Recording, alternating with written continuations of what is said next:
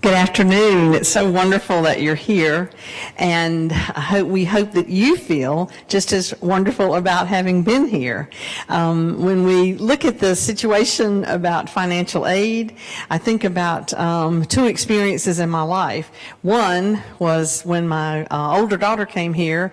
It was the hardest thing I ever did to agree to let her come, but it was the best thing I ever did to agree to let her come. Well, when you're filling out those forms, just as I did, sometimes for two students at the same time in college, my own children.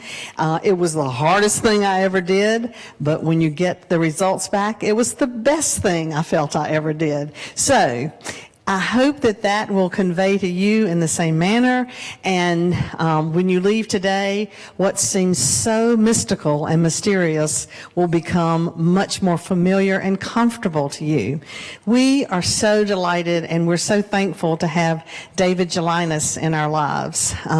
He is the Financial Aid Director at Davidson and does a beautiful job there, but not only serves there, but serves actually all over the nation on various boards and organizations, and has been deemed the guru of financial aid in the United States. I can't think of a single question we have ever asked David, and not only do we leave informed, we leave feeling comfortable with our ability to interpret that information. So we're lucky and thrilled that he's with us once again. He has given to us very generously of his time, not just when he's standing here, but should we or should you need him additional times. You are here today in person. We have a whole arena of folks who are actually tuning in for live streaming, and they will be with us today via the internet. Joyce Ventimiglia and Evan Rowe are beautifully assisting in this endeavor, and so those folks may be asking questions as we go along, which David has generously agreed to answer as those questions come in online. In addition, if you missed something today and want to tune in afterwards, that link will be available to you. So you can go there and see the PowerPoint, hear the questions, see what David has to convey, again, if you would like to listen to that. So thank you for being here. We hope that as you leave, you'll grab coffee and donuts and anything you need for your trip home and for your child's trip home as well. So thank you, and let's give David a welcoming applause, please. Thank you, Gail. Good afternoon. How many are parents of seniors? Okay. Juniors? Okay, so the junior parents, you want to get a leg up, and senior parents, you're right in the middle of it all. Okay. Sophomores? Okay. Anybody pregnant? Because that really is the best time to start planning for college, if you think about it. So we're happy to have you here this afternoon. I'm always grateful to be invited by Science and Math to come back. It's a great school to come to. And I've had the privilege of working with a couple of Science and Math graduates at Davidson College. One is still there, and one has gone on to graduate school. So great experience for me as well. So let's talk about the financial aid process, because part of the overall college experience is the joy and wonder of paying for it. And for many families, this may be the first time that you have encountered having to pay for it education. And in that respect, for some folks, it's a little bit different. They're kind of like, oh, I've never done this before. So what we're going to cover today, and let me see if my remote's working here. I may have to step back a little bit to make sure I get a signal through. There we go. Okay, the things we're going to cover. And this is what we're going to go over today. I will do everything in my power to make it as understandable as possible. And a real key issue is right here. We want to answer any questions you have. If you do have questions, make sure you raise your hand, and we've got someone with a microphone who will come, and they will bring it to you. You'll be able to ask your question so we can all hear it, all benefit from the answer. So let us get started on the realm of financial aid and paying for college. A little further back, I guess. Okay. Even further. Okay. Here we go. Okay. So first talking about the principles and purposes of need-based financial aid. Now, when we talk about financial aid to assist paying for college, I use the analogy of ice cream. It should be obvious why. But if you think about it, the ice cream comes in the Ben & Jerry's variety, and it comes in the Dairy Queen variety. Okay? Both ice cream, but not the same. Ditto with need-based financial aid and non-need-based financial aid. And we're going to start with the Ben & Jerry's side of thing, which is need-based financial aid. And these are the aid programs that colleges and universities award on the basis of family financial factors. Okay, so that's what we're looking at here. What are the family financial factors? How do they play into the eligibility for certain forms of assistance to help pay for college? So from the need-based perspective, we have two principles and we have two purposes. So the first two principles are paying for college starts with you, the family.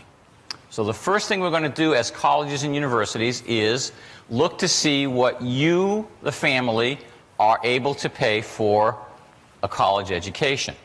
And you'll notice that that second bullet says that we ask you to contribute to the extent you are able. That last word is not willing, because sometimes there is a willingness and sometimes there's an ability, and it's wonderful when they are in harmony, and it's not so wonderful when they're a little bit different from each other. But we're going to look at how much you are able to contribute, because that's how we're going to start the process of determining eligibility. Now, from a purpose standpoint, we really want students to be able to go to that college university which is the best fit for them. How many of you have made college visits?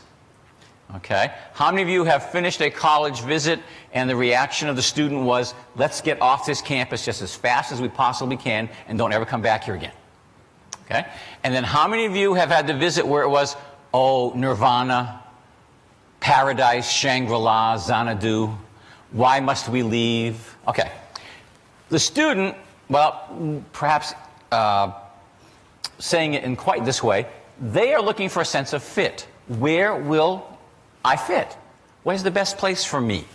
And ideally, at the end of the day, when the selection is made of a college or university, the reason the student goes to that college or university is not because of financial factors, but rather because it is where the fit works. That is the right place for the student. So from a financial aid perspective, if we can take the financial pressure out of the decision-making process, it allows the student to be able to then enroll where the fit is correct for him or her. That's really what we want to do. Now, we also have a school-based reason why we do what we do in the manner we do it, and that's because of that last bullet point. None of us have unlimited funding for financial aid purposes. There's no way, there's no school I know of that says it doesn't matter how much it will cost, we will provide aid to whoever wants it and in whatever amount they want it. There has to be a way of saying, given that we have limits on our funds, how can we equitably distribute the funds we have available? And so that's why we have a process that is used to determine need-based financial aid eligibility. That'll be the next thing we talk about. So a couple of principles, a couple of purposes behind what we're doing. So how do students apply for financial aid? The first form you see, the free application for federal student aid, is pretty much universal. Public colleges use it, private colleges use it, 2-year, 4-year, in-state, out-of-state.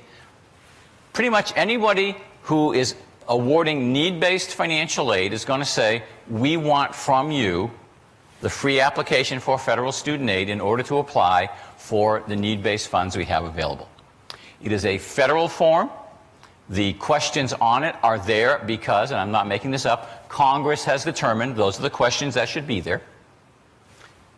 And it is a free form. Now you're thinking, well, yeah, it says free. What's the big deal? The reason I bring that point up is that there is a website that looks just like the one you see up there, except the last 3 letters in that website are COM. And if you somehow manage to find the FAFSA.com website, you will be asked to pay a fee for filing your free form. Now, that should be a clue you have found the wrong place. Okay? But every year, someone gets to the FAFSA.com website and wonders why they want a credit card number for filing a free form. So you want to go to the .gov website. Very important that you want to go there. It is an online process, pretty straightforward.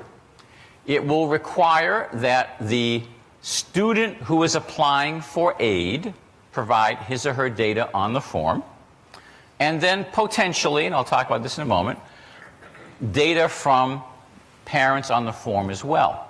Now, both of these applications, I'll talk about the other one in a second, both of these are student aid applications. So the actual applicant for assistance is the student, him or herself. Now, granted, you, the parent, will probably take a large role in getting the form filled out.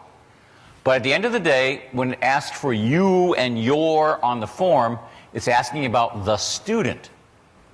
So that means that if you are sending multiple students to college in a given year, each student files his or her own application.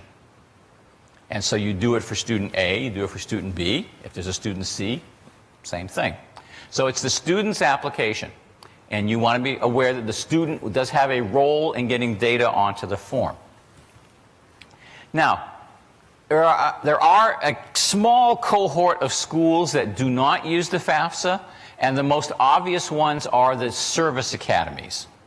So if you have a child who's up for a potential appointment to a service academy, you wouldn't mess with the FAFSA for one of the service academies. But pretty much everybody else, yeah. Okay, in the state of North Carolina, all the schools are going to want one. Most out-of-state schools, same thing. The service academies are kind of a little bit different because their model for going to college is different than traditional schools. So FAFSA, pretty much everybody, you're going to do it for the student.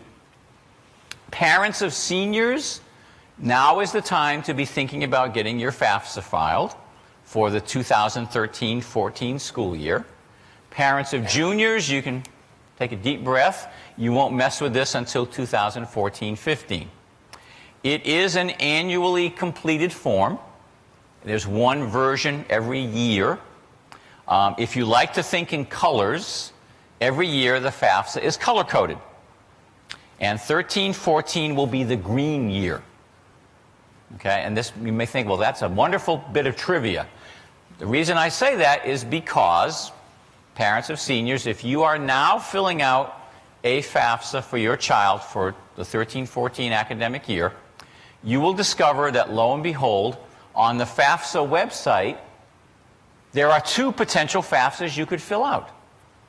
One for the 12-13 year, because it hasn't finished yet, and one for the 13-14 year, which will start next fall. So the 12-13 version is orange. The 13-14 version is green. If you remember that differentiation, you won't do the wrong form. And I can tell you that year in and year out, we have families who don't check precisely which year they want to file. They file the wrong year and get the joy of going back and doing it all over again. So if you only want to do it once, remember, for parents of seniors, it's the 13-14 version and it's the green one. If you keep those two straight, you will be good to go and you'll get the correct one filed. All right? Now, in addition to the FAFSA, some schools, and literally in comparison to the FAFSA, we're talking about a handful of schools across the country, ask for an additional form to supplement what is on the FAFSA. And that is the second form you see here, the College Scholarship Service Profile Form. It is also an online form, and you can see there the online address for it. And to give you an example, in the state of North Carolina, there are 111 recognized colleges and universities. Of that 111 schools, 6 want the profile. That's it. You can see it's a much smaller subset of the larger population. So in North Carolina, if your child's applying to a North Carolina school. The 6 schools that ask for the profile: Davidson College, Duke University, Elon, High Point, Wake Forest, all private schools, and UNC Chapel Hill, a public school. Those are the only 6 schools in the whole state. So if you say to yourself, I didn't hear him say NC State, you're right. NC State doesn't. I didn't hear him say Queens and Charlotte. That's correct. You didn't hear me say Queens and Charlotte. I did not hear him say anything about Catawba or Pfeiffer or Livingstone or A&T or Central. That's because they don't use that form. They only use the FAFSA. So in North Carolina, those are the only 6 schools that ask for this form in addition to this one. Now, you also don't see the word free here. This is a fee-based form, so you wouldn't want to fill it out unless you needed to, because there is a filing fee attached to it, and for each school you send it to, there's a fee associated with sending it to multiple schools. So just so you know that there's a potential second form out there besides the government's own form that some schools will utilize. If you're interested in knowing, well, what schools might be schools that would want the profile, if you go to their website, there's a listing of all the colleges and universities in this country and in others who utilize the profile form. Now again, parents of seniors, you are probably in that time frame where you want to be filling these forms out. Parents of juniors, again, you would not worry about this until we're ready to go to the 2014-15 school year. And this particular one, you can start filling this out during the fall of the student's senior year. This particular form does not become available until January 1 of the student's senior year. So just to give you a sense of what the timing looks like. Now, for, again, parents of seniors, if you are completing one or both of these, it's going to ask for your income from what is called the last completed tax year. And for the 2013-14 school year, the last completed tax year will be 2012. So you'll be putting 2012 income data on the form. Now you're sitting here today thinking, I haven't even begun to think about 2012 income yet. I'm still waiting for bank statements. I'm still waiting for W-2 forms. I'm waiting for 1099s. So what do we do? We'll talk about that. Don't worry about it, okay? Because you can work with that reality. Now, in addition to these particular forms, some schools may also require some additional information, all right? And I'll talk about this in a moment, the IRS data retrieval process, because it's designed to assist in filling out the FAFSA. Some profile-using schools will ask for a version of that form if there's a non-custodial parent out there in the world. So if it's a divorce or separation, and the student is living primarily with one of the 2 biological parents, that being the custodial parent, they complete the profile. And some schools say, well, we think that the non-custodial parent still retains an obligation to assist with paying for college. Remember, we're going to start with the family, and the biological parents are part of the family of this particular student. So some schools say we also want a version from the non-custodial parent. Now, if you're not filling out a profile at all, this never comes into play. So don't worry about it. If you think, well, the school only wants a FAFSA, then the non-custodial profile never becomes an issue. All right? Now, if you are in a situation where the non-custodial profile is required, it's because A, the school wants this one to start with, and B, they've determined that this needs to be completed in addition to the custodial version. Because there's a version for custodial, version for non-custodial. And then there are some schools which have their own school-based aid application, and big shock, the one place you send it is to just that school. They're the ones who want it for their particular needs. Okay? Any questions before I move on? Okay, a couple of hands up here. So we're going to go on this side first, and the microphone's coming your way. She's right behind you. I understand that we have to do the FAFSA every year. Is the CSS profile, I know that the schools that applied to want Is that also an annual thing, or is that a one-time thing? Okay, the question being, do you do the profile once or you do it every year? It will vary from school to school. There are some schools that say we only want it when the student is coming in the first time. And there are other schools that say we also want it annually like we want the FAFSA. So you'd want to check whatever the school publishes as its requirements, and then you could see whether it's every single year or just the first time. Had a hand over here. She asked the exact same question I was going to ask. Okay, great. We got it covered. I've got a question from somebody. Oh, we have an online. Okay, one of our remote viewers. Okay. Yeah, Pavel Duvovitsky asks, assuming that college is using a CSS profile, how does employers' contribution to a health savings account impact financial aid? For profile schools, how does a health savings account impact financial aid? The answer is that is a question which is asked on the profile. The question is, did you put funds into an HSA? If so, how much in that last completed tax year? And profile schools have the option of counting that as a form of income or not using it. It will depend on the school and how they've set up their profile. So hope to have that answered for you. We have a hand over there. Yes, sir. Yeah, I have a question for the FAFSA form. Is there any income limitation? That is how much more a family must make in order to qualify? Is there an income cutoff for qualifying? The answer is no. There is not an absolute cutoff. And as I go through this, I think it'll explain why that's the case.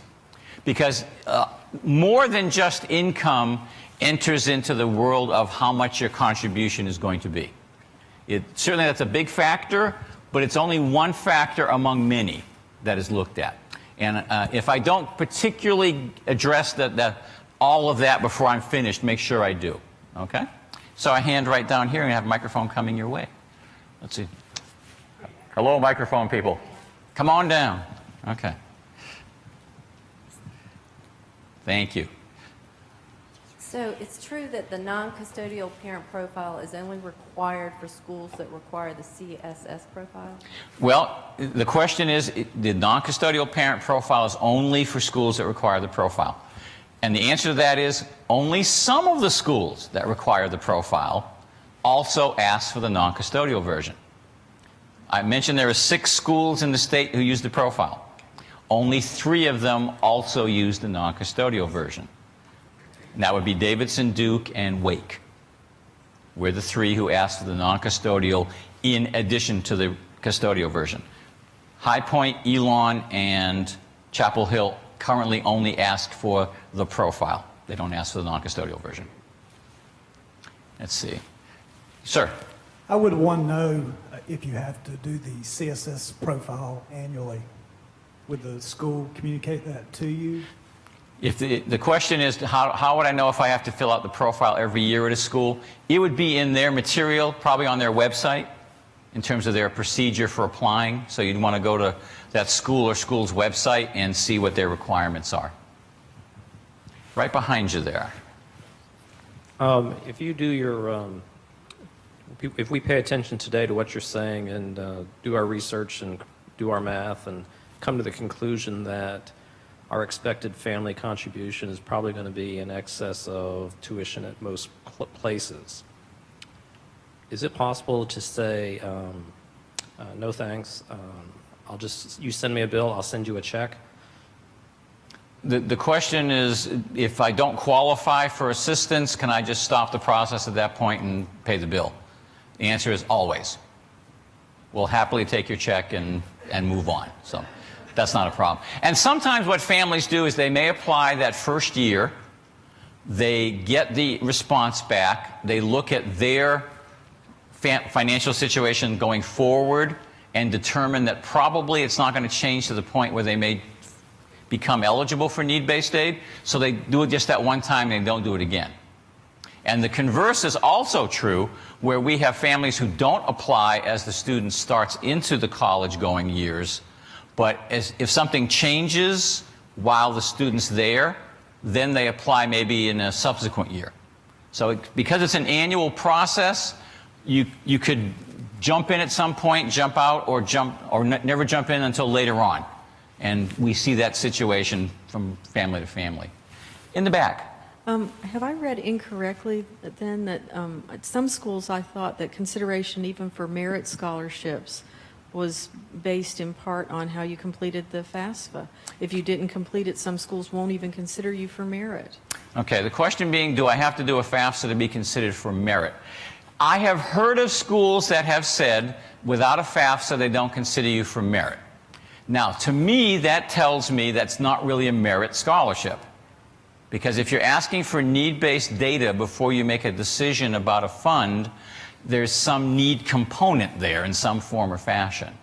So your best bet would be to contact that school or schools and say, help me understand how being considered for a merit scholarship requires the completion of financial data.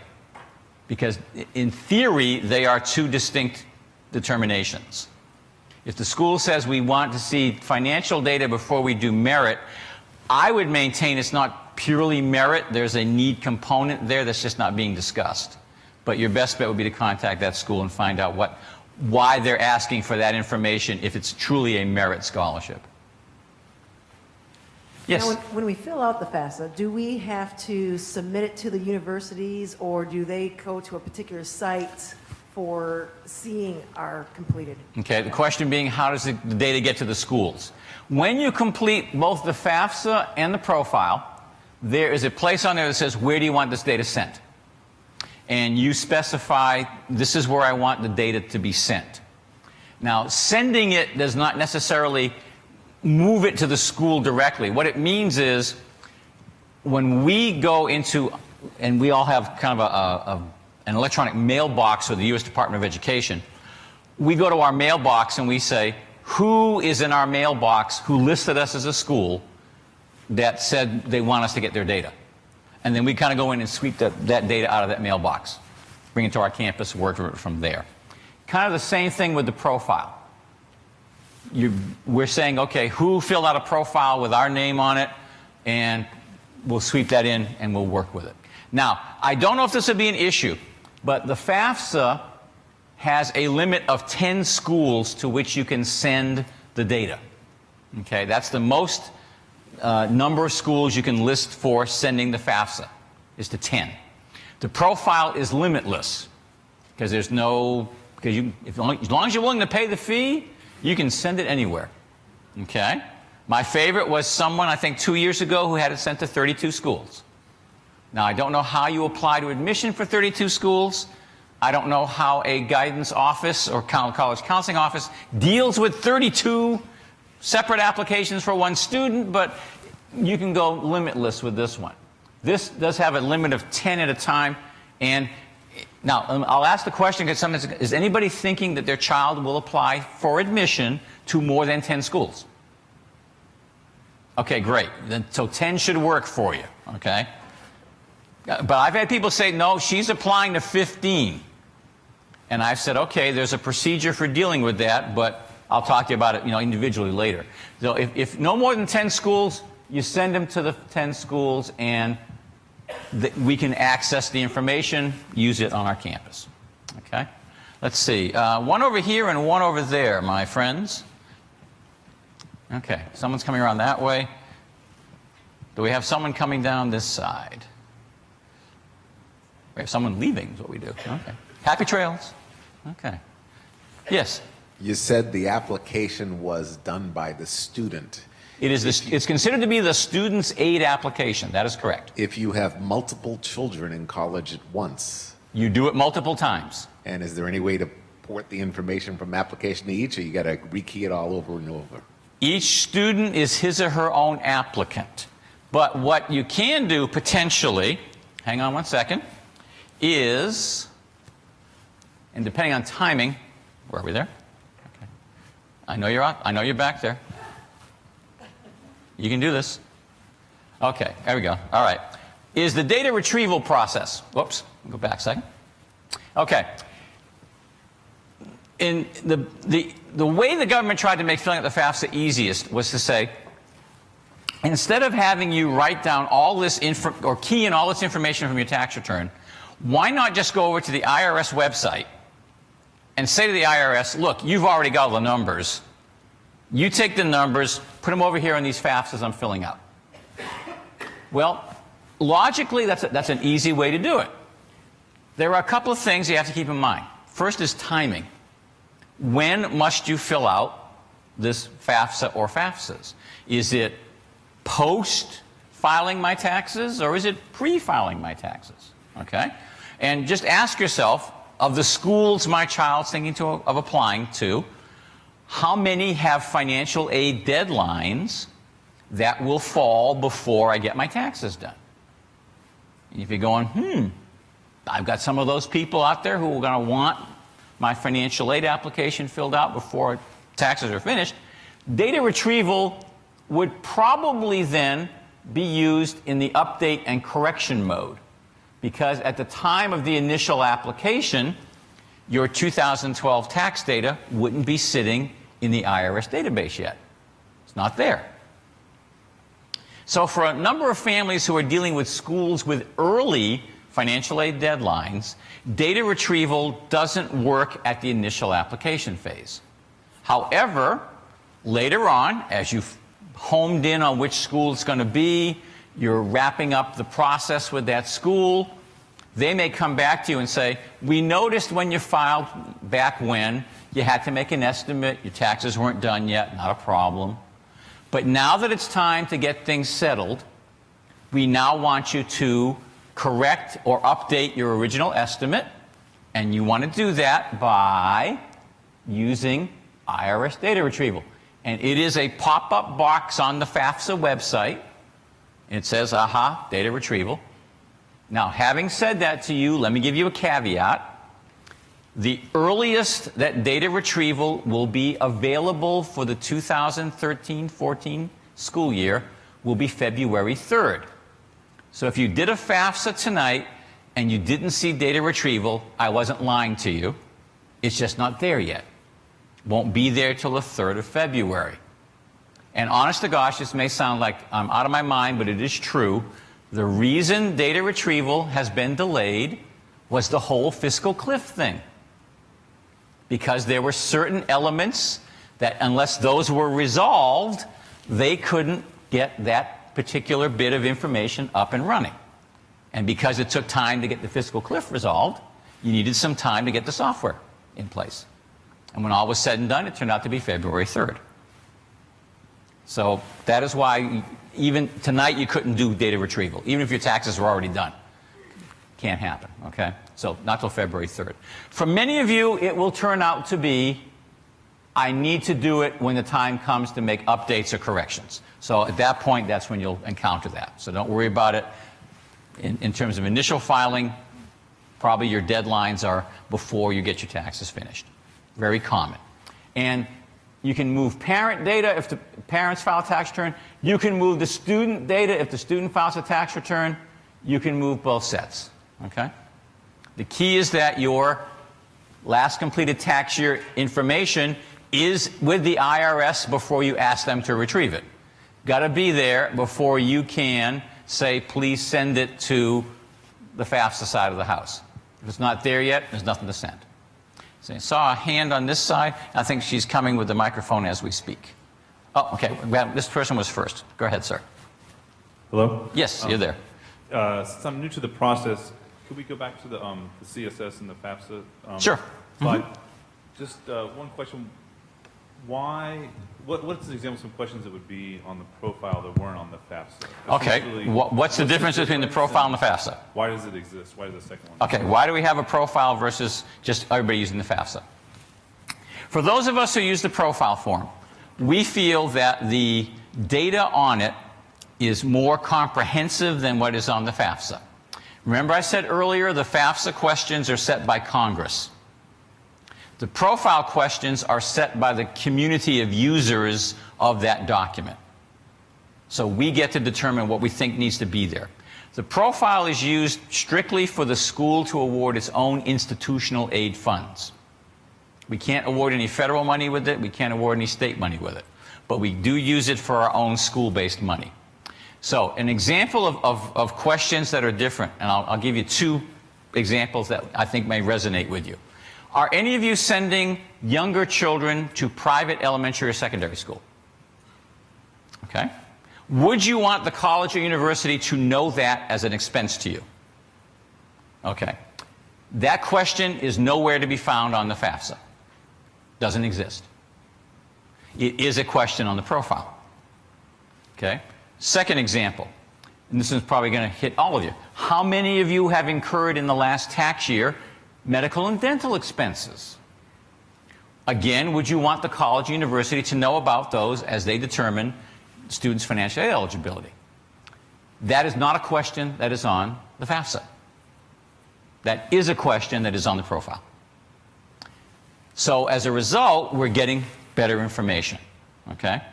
Now, the other thing that the profile that's unique is that we can do some customization of the questions by individual institution. There's a core set of questions we all work with, and then there's an optional set of questions we can ask to be requested of our specific applicants. There's no customization to the FAFSA. Everybody answers the exact same set of questions across the whole country. So that's why schools opt to use the profile. It gives us better data to work with as we award our institutional money. Sir. I'm going to try to make a long question short. I have a daughter that goes to Carolina, and we did everything we were supposed to do as parents last year in getting our taxes done early, getting our FAFSA submitted early, trying to get a jump on things, not wait till the last minute. And doing so, the school came back later on and asked us to have the IRS utilize the data retrieval to have the documents sent to them just to verify and validate everything that we sent to them. It actually became a nightmare to do that after the fact, and the IRS could not upload our data retrieval information until July of the summer. Is that something that we should expect? Because it absolutely became a nightmare, so her financial aid package was put on hold. Okay. Okay, you're talking about using the data retrieval process and what would be referred to as the verification of her financial aid data. Right. Okay. We are legally required by the government to use data retrieval or a tax transcript in order to verify. We have no choice in the matter. 12-13 was the first year that everybody across the country was in that requirement phase. So there were some bugs being worked out. One of the things we discovered, and those of us in the financial aid community did not realize this, if when you filed your taxes, you were a person who owed taxes when you filed, you didn't get a refund, you actually had to make some payment of taxes when you filed, they did not release any of that retrieval data until they cleared all of the people who were taxpayers and the payments cleared. On the refund side, they cleared them immediately. We weren't aware of that going into it. It was like, oh, didn't know that was so. Some of that all flowed into the realm of why it took a length of time it took. And from a school perspective, if the student gets a verification notice that we must verify, the answer is we've got to go through either data retrieval or get a tax transcript. We don't have any choice in the matter. So a follow-up question, should we wait and not do everything Well, early? you don't want to miss any deadlines the school has imposed. That's the key. Don't file for financial aid after a school deadline, because if you do, you may lose out on financial aid entirely as compared to finding out late. I think you'd rather find out late you got something than I waited and when I finally got it in, it was all gone. So don't miss deadlines. I know it makes things a little more of a hassle in the whole process, but if you miss a school's deadline, they may not have aid to award. And you wouldn't want to have that happen to you. We have an online question. We actually have two. We have two online questions. Online questions. Okay. The first one is, if I'm using a 2011 tax numbers as an estimate of the 2012 tax numbers, can I use IRS data retrieval to pull 2011 data into a 2013-14 FAFSA, FAFSA? The answer is you cannot use 2011 data for 2013-14 from a retrieval. You cannot retrieve 2-year-old data. So you can use those numbers to make your best estimate to fill out the 2013-14 form, but at the end of the day, you will have to use 2012 tax data when you do retrieval for 13-14. And another viewer asks, what happens if you lost your job since the last tax year? So the current income is less than W-2 from the prior year. Okay. That is a slide toward the end. Please hold that question. We will talk about what happens if your circumstances change. Let's see. Over here. Yes. So I do the taxes in our family, and when taxes are due, I can set it up so that I've filed my taxes, but that my payment is not collected until April 15th. Are you in fact saying to me, you know, did we clear up this problem you just talked about where the gentleman had the nightmare for UNC Chapel Hill? Or is it advisable for me to pay my taxes as soon as I figure out my taxes if I have some due? It was my understanding that people who filed their IRS tax return and owed taxes at filing did not get their data for retrieval in as timely a fashion as people who owed nothing or got a refund. And that was last year's experience. So having not gone through the 2012 filing and the 2013-14 aid filing, I don't know what this year's going to look like. I can only tell you what happened last year. And there was definitely a delay in retrieving data from people who owed taxes when they filed. Is there some place we can go to, like irs.gov or FAFSA to get that, to find out? Can I get information on what the retrieval? I am not aware that irs.gov is referencing anything on retrieval. It really is a Department of Education process. I mean, no reason you can't look there, but I'm not aware that irs.gov is addressing data retrieval or timing. It was everything we got last year on timing and retrieval all came through the U.S. Department of Education, did not come from the IRS. Down front here, sir. I have a small business, and even my accountant can't tell me what my income's going to be. Is it better to underestimate or overestimate? The question is, if I don't really know what my final tax numbers are going to look like, what kind of estimate should I make? And I'm not being facetious. You should make the most accurate estimate you can. Honest to gosh. And at the end of the day, ideally, we will get everything straightened out and it'll all eventually come together.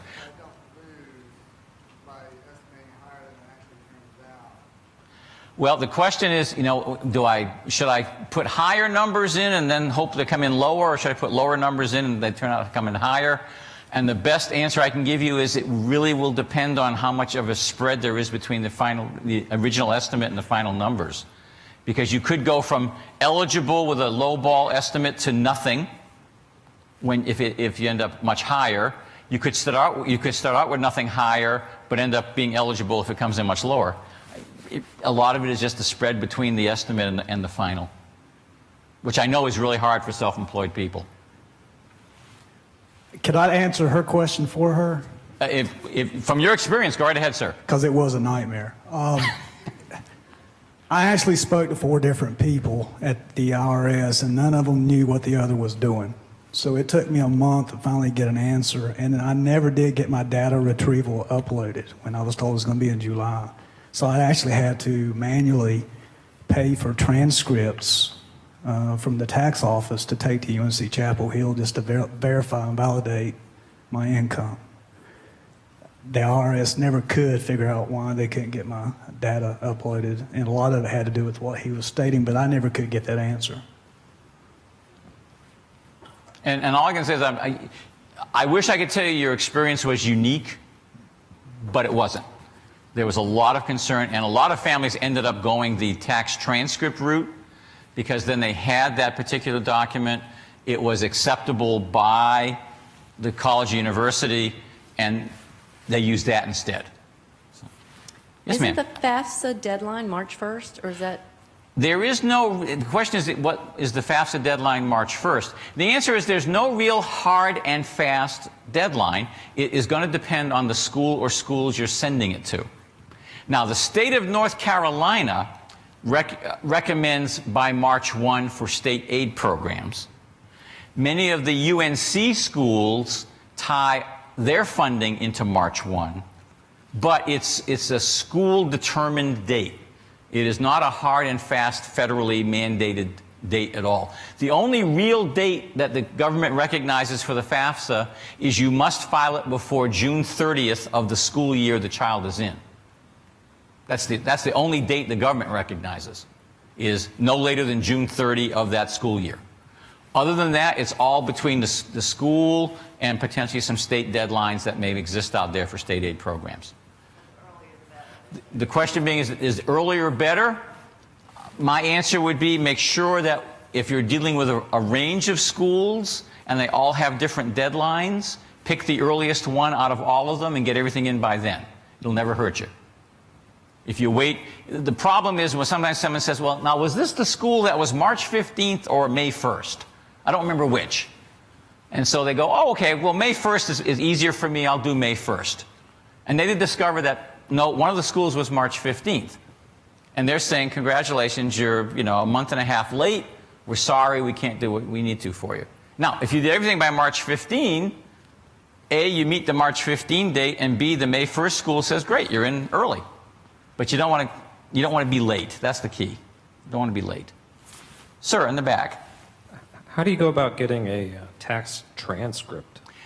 It's new ground for You can me. get a tax transcript by, you can go online, irs.gov. There's actually toll-free numbers, and you can request what's called a Form 4506, and you can send that baby in, and they'll issue a tax transcript. Again, you have to have taxes on file for a given tax year before the tax transcript can be issued. So first and foremost, you have your 2012 taxes filed. Over there, yes. Tax aid. Tax aid is student loans that's generated by each of the colleges or universities that we are applying for. I'm sorry, I didn't understand the question. Well, we keep saying tax aid, you're going to get, financial aid, financial aid. So each college that our student applies for, when we fill out the FAFSA, they have their own requirements of how much student loan they generate. It's not a government student loan. It's a college student loan we're applying for. Do these interest rates vary from college to student or for a government loan, or where are we? Where we are is a few slides ahead of me.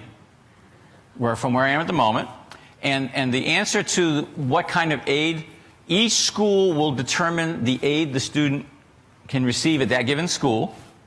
They will use certain programs which are common from school to school, but it'll be different from school to school, and student loans are not the only form of aid a student might receive. So hold those thoughts, and I'm going to show you a slide that will show you how that all comes together. Okay? Go ahead, sir. Yeah. Hi. Once these applications are processed, how long will it take them to be completed, and how do we hear back? Question being, what's the process of hearing back after you file? Okay. Keep in mind that, and let me just back up a little bit. For a student to apply for financial aid, it's important that they have applied for admission to the school they're sending the data to. This may sound really bizarre, but every year I literally get hundreds of aid applications from students who never file for admission.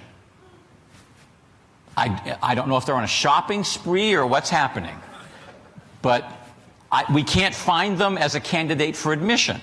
So they never hear anything back from us because they don't appear to be really interested in coming. So first and foremost, make sure that if you're sending data to school or schools, your child is an active candidate for admission at those school or schools. Then we work with the deadline dates that we've all established, and the goal is if we receive the financial aid information from you by the deadline dates that we have published, we can then process the information we've received, determine the student's aid eligibility, and get a response back to the student before he or she has to make a deposit decision. And that's how the timing works. Now, this gets a little bit into the weeds, and I apologize, but depending upon the type of admission program the student's applied under, that's going to dictate the various dates under which you might hear back. So, generally speaking, for students who are applying to multiple schools, under what we would call regular decision admission. We want to make sure they have everything in their hands before they have to make the May 1 deposit decision. That's the goal. That's the date we're all working toward. Make sure the student knows what their aid looks like before that May 1 date, when we ask the student to give us a yes, I'm coming, or no, I'm not coming answer. So it's within that time frame between when it needs to be filed and when the deposit needs to be made is when we're sending out those financial aid decisions. Okay? Let me move on to this next one here, which is, can my student apply as a self-supporting student for financial aid? And we do get asked this question, on a fairly regular basis. And the answer is only if the student can say yes to one of those data elements. So take a moment and look at those data elements and ask yourself, as a parent, could my student say yes to any one of those questions? Okay. Does anybody have any questions about what those questions are asking? Because they're pretty straightforward. Okay. But you have to be able, a student has to be able to say yes to one of those in order for the student to be considered self-supporting from a financial aid perspective. If all of these are answered no, then ta-da, big surprise, student is considered to be a dependent for financial aid purposes, and you, the parent, have to put parental financial data on the aid application. Okay? We have a question here. Do we have a microphone down here? Here she comes. Thank you, microphone person. I just have a question about you said about pursuing the graduate degree, but they are undergraduate. We are applying for the undergraduate as a self-supporting, right? Well, so okay, the question being about the graduate. For students who have already got a bachelor's degree and who are going on to a graduate program, they are considered to be an independent student for financial aid purposes because they're pursuing a graduate degree. Coming out of high school, nope, it hadn't happened yet. Okay. Thanks. Over here, yes. So you've said that when our students apply for FAFSA, the student is the applicant, but we as parents have all this wonderful information we have to fill in. Are we going to share like a username and a password with our child, or is there a process by which we each have separate login? Okay. The question is whose data is seen by whom and all that stuff. Would that be a fair summation? Okay. When you fill out the FAFSA, it is going to ask for a signature from the student whose application it is, and it's going to ask for a signature from a parent whose data is on the form. So it could be dad, could be mom, if you're married, it doesn't matter. And the way you can do the online FAFSA is to e-sign the form. And each party gets what's called a PIN. Government issues a PIN. Student has one for him or her. Parent, you have one for yourself. And when the time comes to quote-unquote sign the online version, student enters his or her PIN, parent enters his or her PIN. It's now considered to be properly signed, and you submit it. Now, what you share up to that point is entirely up to you as a family. Okay? But keep in mind that once the student becomes a student, when they hit campus, they have legal access to the data on the FAFSA because it's their application. But the e-signing process involves PINs, and when you go to the FAFSA website, it even says, you need a PIN. Click there, take you to the PIN website, get yourself a PIN, good to go for e-signing. So that's how it would work. Yes? I have a question concerning custodial parent and step-parent. If a custodial parent is married and they file separately, do you have to include information from the step-parent, financial information? Okay, we've got a custodial biological parent who has remarried, and now there's a step-parent in the picture. The answer is, for the FAFSA, you must provide step-parent financial information regardless of your tax filing status. If the two of you do marriage filing separately, that's fine, but the FAFSA requires the step-parent to put, in your case, his data on the FAFSA as if he were a biological parent. That's mandated by the federal government. On the profile side, again, he would put his data on there, but the school would have the option to determine if it uses that data or not. Because the profile is not a federal form, it's institutional, we've got some flexibility. And if it's a school that is a school that uses both the profile from you, the custodial parent, and asks for a version from the non-custodial parent, it gives, again, the school the option of saying, let us pick out from the custodial side just the biological mom. Let us pick out from the non-custodial side just the biological dad. And let's use those two together to determine the family. So, but the FAFSA does not give you that option. The FAFSA says if there's a remarried biological parent, step-parent data must go on the FAFSA. And I can tell you this from fact, I have received prenuptial agreements in the mail saying that mine is mine and his is his, and don't you even think about merging them. And the answer is the government has said, that's nice between the two of you, but it does not dictate what the government's going to get from you. So that's how that one works. Saw some microphones moving around. Yes? What if you have joint custody? What if you have joint custody? The answer then becomes, if it's truly joint custody where there really is no clearly one parent being lived with more than the other, it reverts then to the level of support provided by the two parents. So let us say, and I've seen this happen, January 1 to June 30, I live with mom. July 1 to December 31st, I live with dad. So what's that? 6 months and 6 months. Bingo. Even. So then the question is, in those 2 6-month periods, which of the two provided you with the greatest level of financial support in the last 12 months? And typically there's one versus the other. And if that's the case, then the one who provided the more financial support becomes the custodial parent for the purposes of filling out the FAFSA. So if you have joint custody and say I have primary physical custody?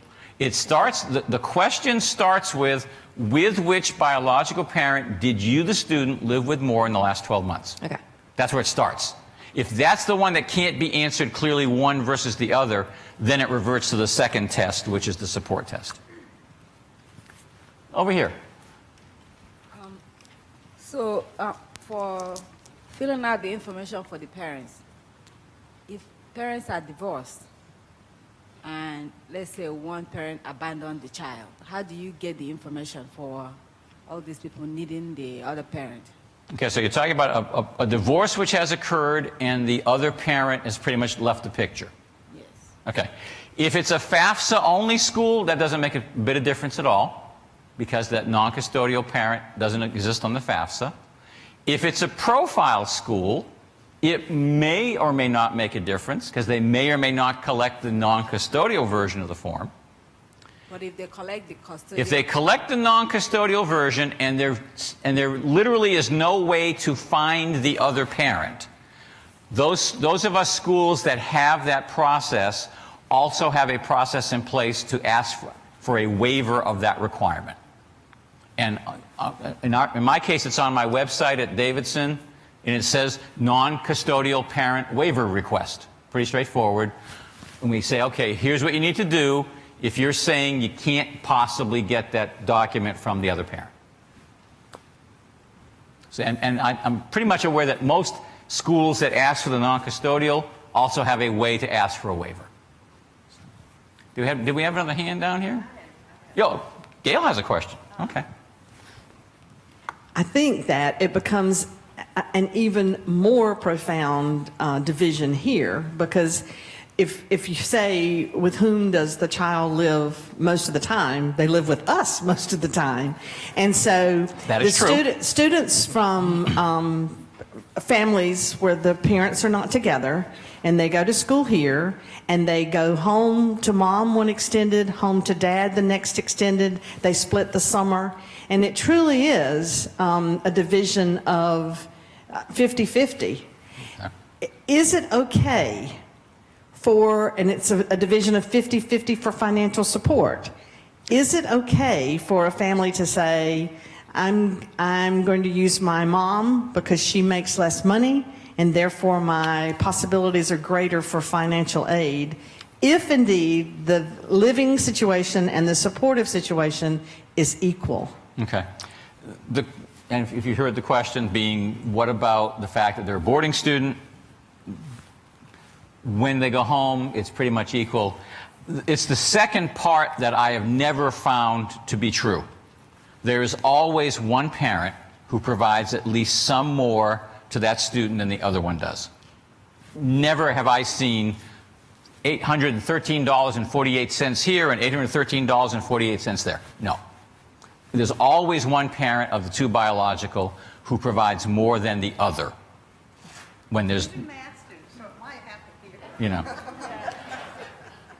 At which point, you know, I generally don't have an answer because that is just not addressed in the whole scheme of the financial aid process. But I have never seen someone who could say, to the penny, it was exactly the same dad and mom. There's always some more on one side than the other, even if it's just a few dollars one way or the other. And then it becomes who gave you the most, and that's the person who fills the form out. Okay. So how do we determine how much aid a student might get? It kind of goes back to an earlier question. How does the school figure out how much aid a student gets? Okay. We start with what does it cost to go to the school. We look at whether the student is bringing anything from an external source to the school itself, talk about what those are. And what is your contribution as a family? And we subtract any of those external sources and the contribution from what it costs to go to the school. And lo and behold, if there's anything left over, mathematically, if we have a remainder from the equation, lo and behold, we have what we call financial need, and that's what we work with. Okay? So let me go through all of this together, and you'll see how it all flows, all right?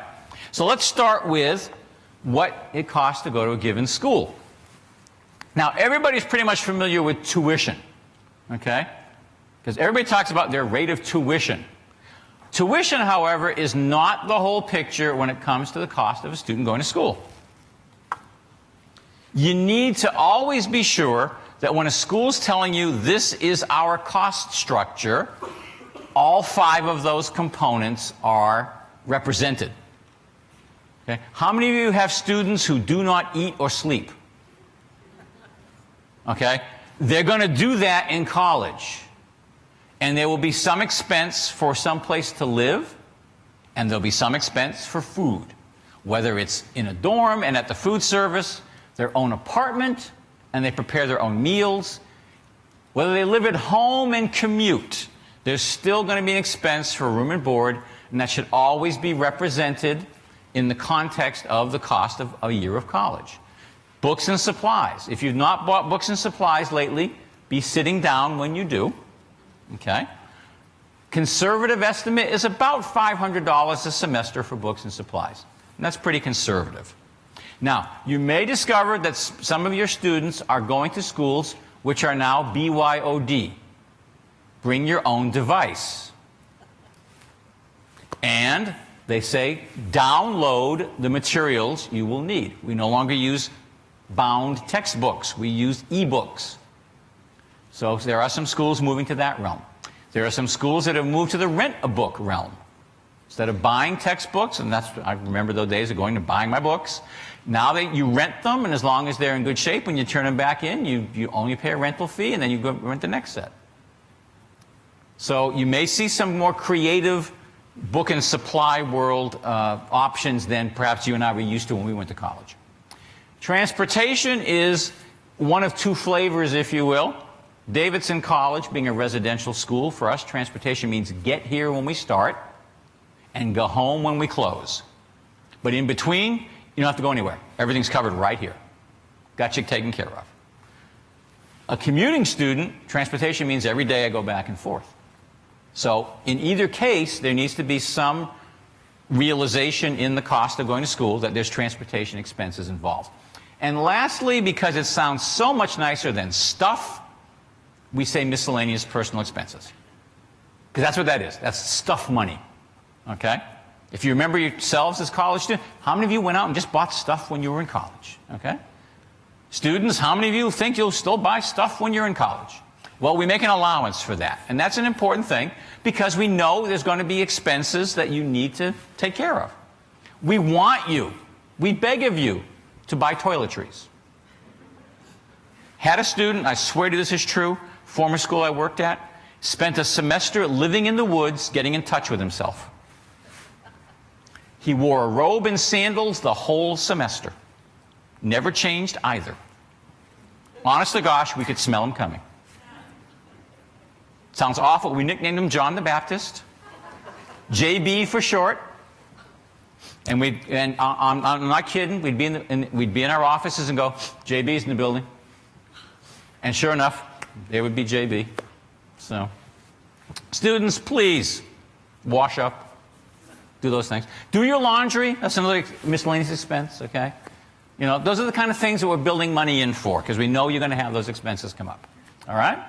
So, now, the question that was being asked, what about laundry at Davidson? Okay, quick plug for Davidson College. Our tuition and fee structure includes doing laundry for the student. They put their dirty laundry in a laundry bag. They take it to Central Laundry Services. Central Laundry Services cleans it, folds it, puts it back in the bag, gives it back to them. We've been doing that since 1918. Okay? So, parents, would you go back to college just for that? Okay. In fact, up until 2 years ago, we used to fold it, wrap it in brown paper, and give it back to them. But then they looked at how much brown paper was and the amount of wastage there, so they decided to use a reusable laundry bag. And if you find a Davidson graduate, ask him or her, what was your laundry number? They probably still know it, almost regardless of when they went through school. They probably remember their laundry number. So we tell students, don't tell your parents you need laundry money. No, you don't. Don't bring home that big duffel bag of dirty clothes at Christmas time. Don't do that because it's already covered. You know, take care of it. So when you're talking about the cost of school, make sure that these 5 costs are always represented. Now, just real quickly, for this current school year, if you were an in-state student at Chapel Hill, those 5 costs are considered to be $22,340. If you were at state, those costs are $20,644. These are both in-state, by the way. At Elon, those 5 would be $41,960. If you were at the other school here in Durham that starts with a D, it would be $59,343 plus travel. They do travel individually based on state you're coming from. So 4 of the 5 is $59,343, and the 5th one is travel. If you were at Wake, all 5 of these are estimated to be $58,260. High Point is interesting. I could not find anything on their website other than tuition fee room board. And I looked. And their tuition fee room board is $39,800. But you'd have to then add books, travel, and miscellaneous. And I just could not find their estimate of that. So, but just give you a feel for how it varies from school to school. And those are the 5 things you want to make sure are being accommodated. Now, sometimes on a case-by-case basis, student by student, we may need to help students with one of these things. Okay? But this is not standard across every student. This is student by student. Specialized equipment. I'll give you an example. I have helped art students buy clay. Lots and lots and lots of clay because they had sculpting class. Now, did every student need a clay allowance in their budget? No. But did my art students, for that year they took clay classes, need extra assistance to help buy their clay? Yes. That's the example I'm kind of thing where you do it case by case. Okay? So these 5 are the options that are student by student. The first 5 were the standard ones for everybody. So that's the cost of attendance. Then we said, students, are you bringing in any outside resources? So what are those? Well, they come from a source other than the college or university itself. And you can see here some of the places they come from. I have a sneaking suspicion that my college counseling colleagues here get information about these. And they disseminate this information to their students. And you know what? All the student has to do is go and look it up. And they discover, oh, I could apply for this, or I could apply for that. I might be eligible for this, I might be eligible for that. And we say to students, if you think you might be, it's worth applying. If you don't apply, yeah, you won't get anything. If you do apply, you might get something.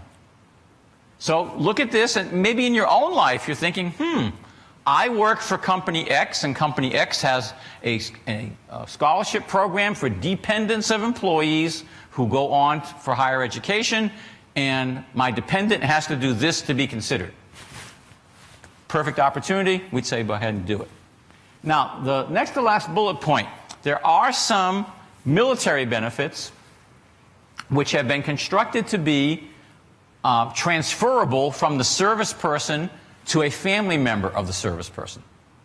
They fall under what's called the post-9/11 GI Bill benefit program. And not every post-9/11 GI Bill benefit is transferable, but some are. And if you think you are in a position where you might have a transferable GI Bill benefit, your best bet is to check with the VA. You can go to va.gov, a lot of stuff right there on their website, or with an official of the Department of Veterans Affairs.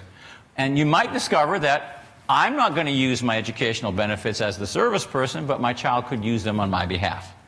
And in fact, at Davidson right now, I have about 6 kids who are on my campus, all traditional 18 to 22-year-olds, and they're using GI Bill benefits because mom and dad aren't going to use them, and they were transferable. So if you're in that position, something you might want to think about, okay? Have a hand right here. Do we have a microphone? Or did I? Okay. Oh, she's web surfing. All righty. Okay. She's searching. Oh, that was very good. She's searching scholarships. That was great. Okay. Does FAFSA have to know about these outside resources? Are they going to ask? Okay. Will the FAFSA ask about these? No, the FAFSA does not ask any question about it. But we, the school or schools, ask that question. In fact, we say pretty much on our award notices, you are obligated to tell us if you have anything that's not listed on your financial aid award that we're presenting to you. And most organizations nowadays will send us the money. They don't give it to the student as in the form of a check and say, now make sure you get it to the school. 99% of the outside agencies now send it right to us. And I think that's because they're protecting their tax-exempt status as well. So what if you find out after the student has been awarded?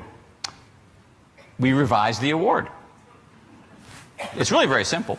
In fact, most of the students who are coming in as first-year students do not know about any of these things at the time we make the initial award to them, because it's too soon. So not a problem. We will spend most of the summer into the fall saying, oh, we discovered that now you've got something you didn't know about then. No problem. We'll just go in and revise. And leads to our next slide, which is what can you do with an outside resource and what doesn't it do? Because that's important to know, both of these things. So I would venture to guess you would want to replace any loan or work money with free money if at all possible. That's one thing an outside award could do. If the school can't cover everything the student needs, you would want an outside resource, if at all possible, to cover what the school couldn't. That's another thing it can do. Sometimes all the student getting is a merit award. That's just great. That's all they're going to receive from the school is a merit award. And then they get some outside merit money. And honest to gosh, I've been asked this question. If your merit money from the school and my merit money from outside is greater than it costs to go to school this year, will you write me a refund check? True? And the answer is no, we will not. We will take whatever you're getting from the outside and what you're getting from us, and between the two, we will work out a way that all of this together equals what you need to come to school this year. We'll cover your full cost of going. We'll cover all those 5 components, but we won't go beyond that and cut you a refund check. Okay?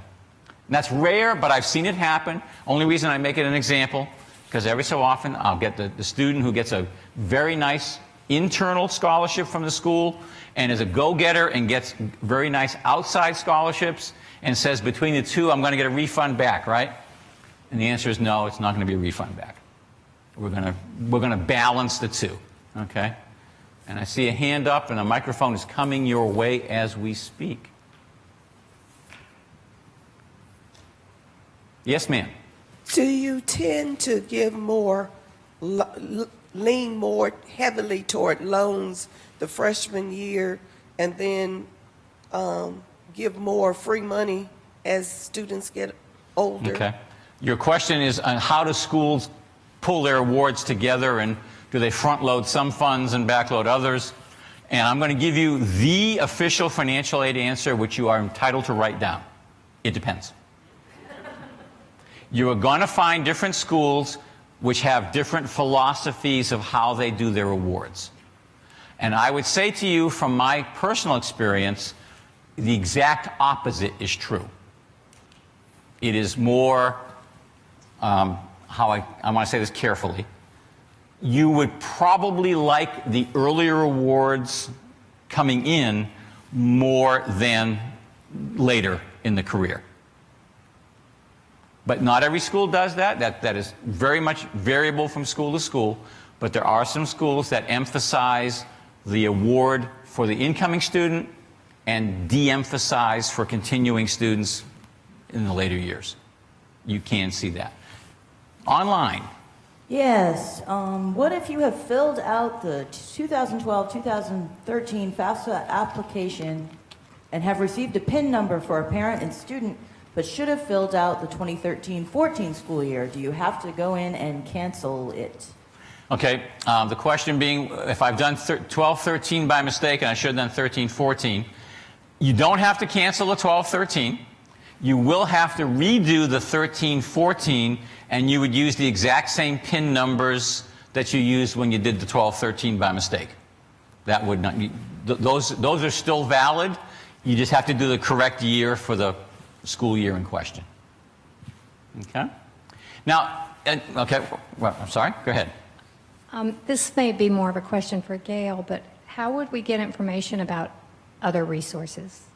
How would there be information gotten about other resources? From the school's perspective, Dean Hudson, what would you say? One thing that we... Need a microphone here. Okay, thank you. One thing that we do is we send to the students the information that we get about scholarships and post that for them to gain access on our newsletters.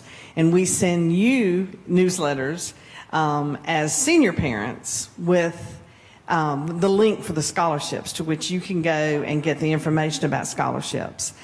Something that we urge you to do as parents is to look at home.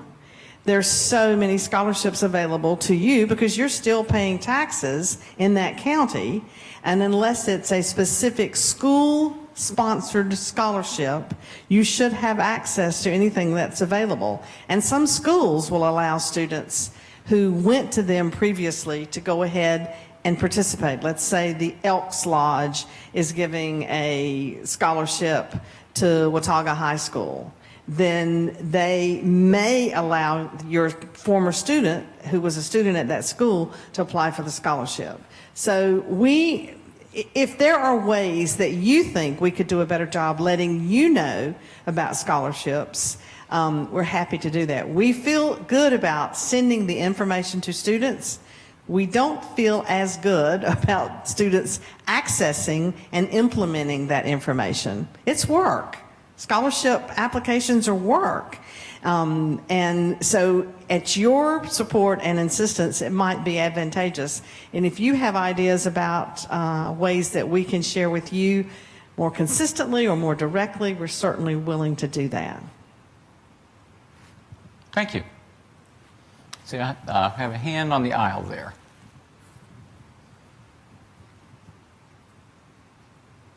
This is a question for Gail. Can junior parents be inclusive to that information as well?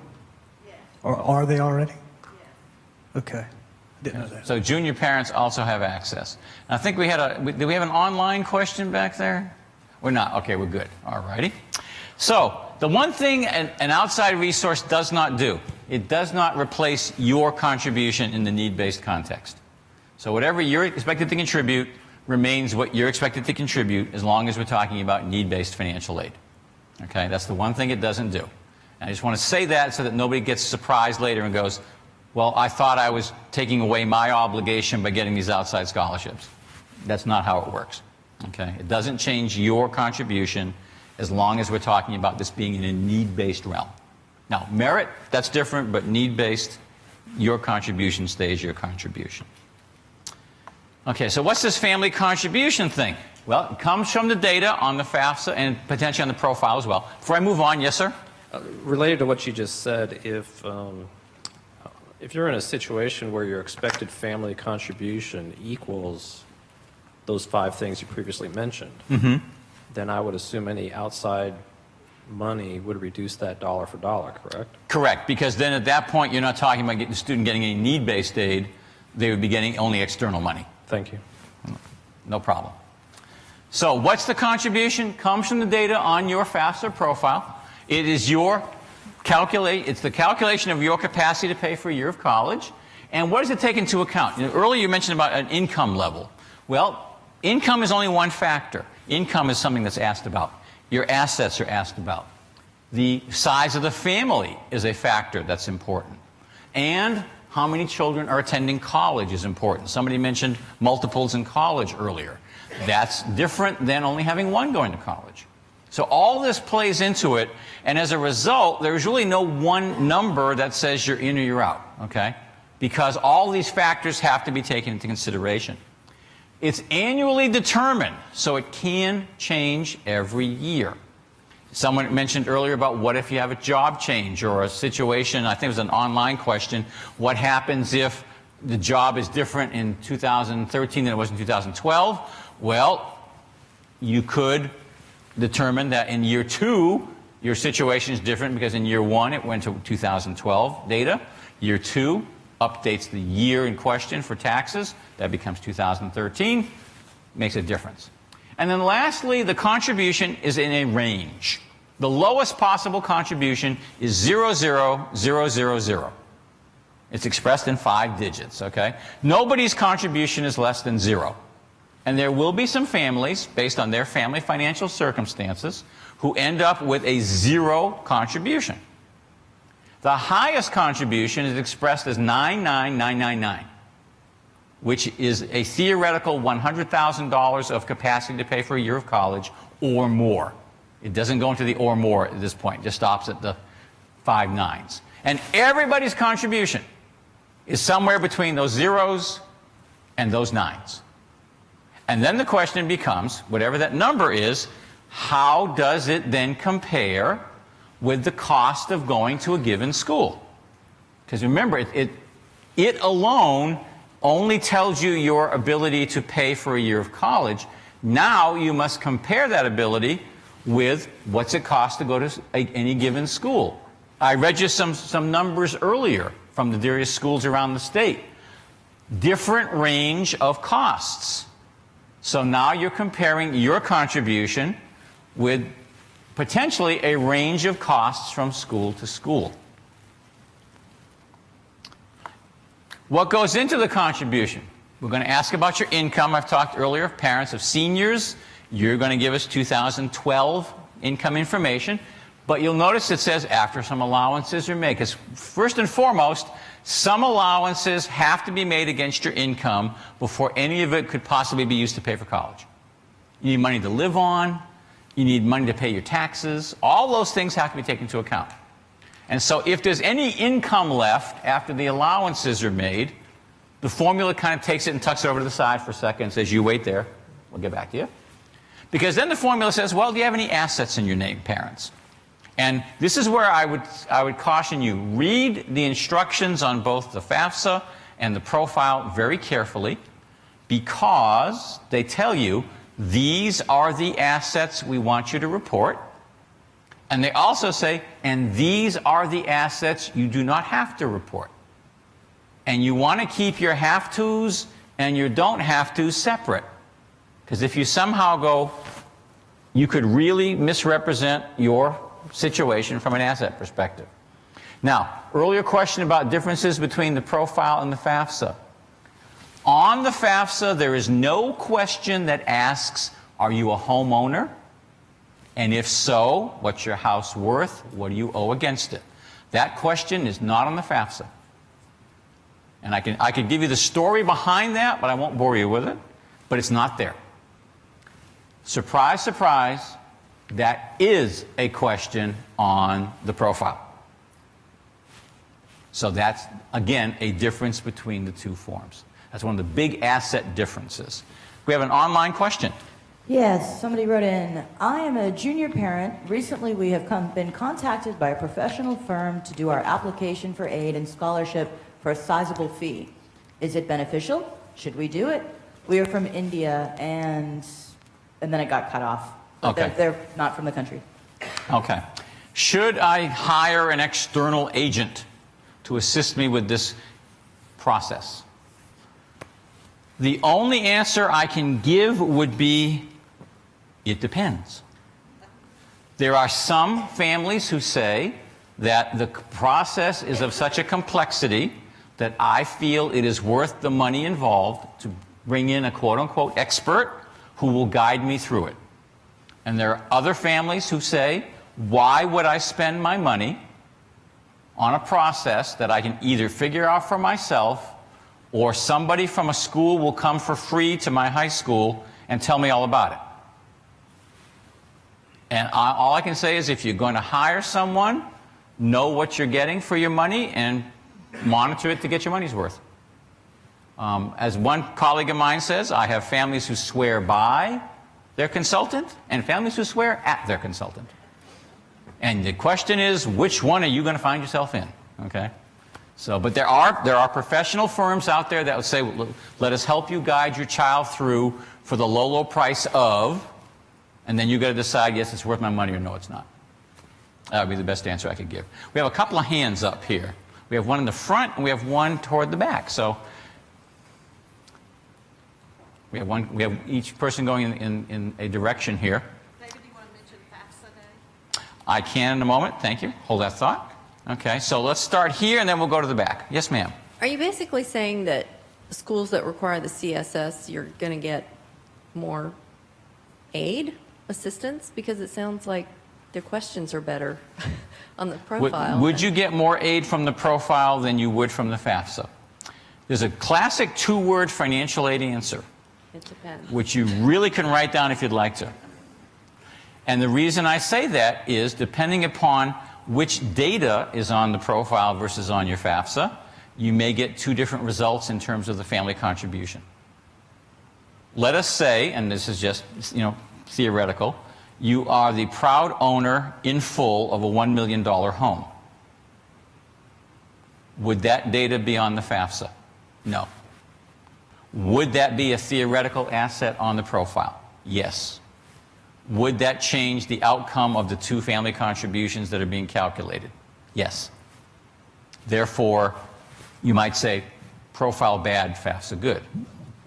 Flip side is, I'm a renter, I'm sending 3 children to private schools, and I have massive medical dental expenses.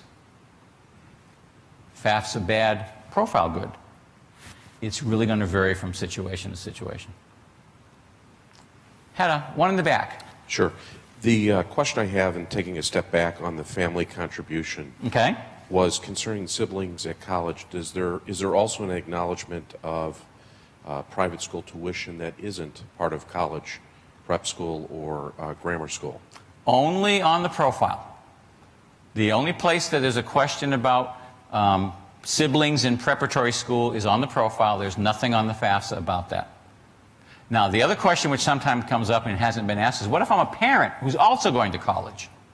Me the parent. I'm also in college, and I'm going to fill out financial aid for myself. How does that affect all this? And the classic answer is, it depends.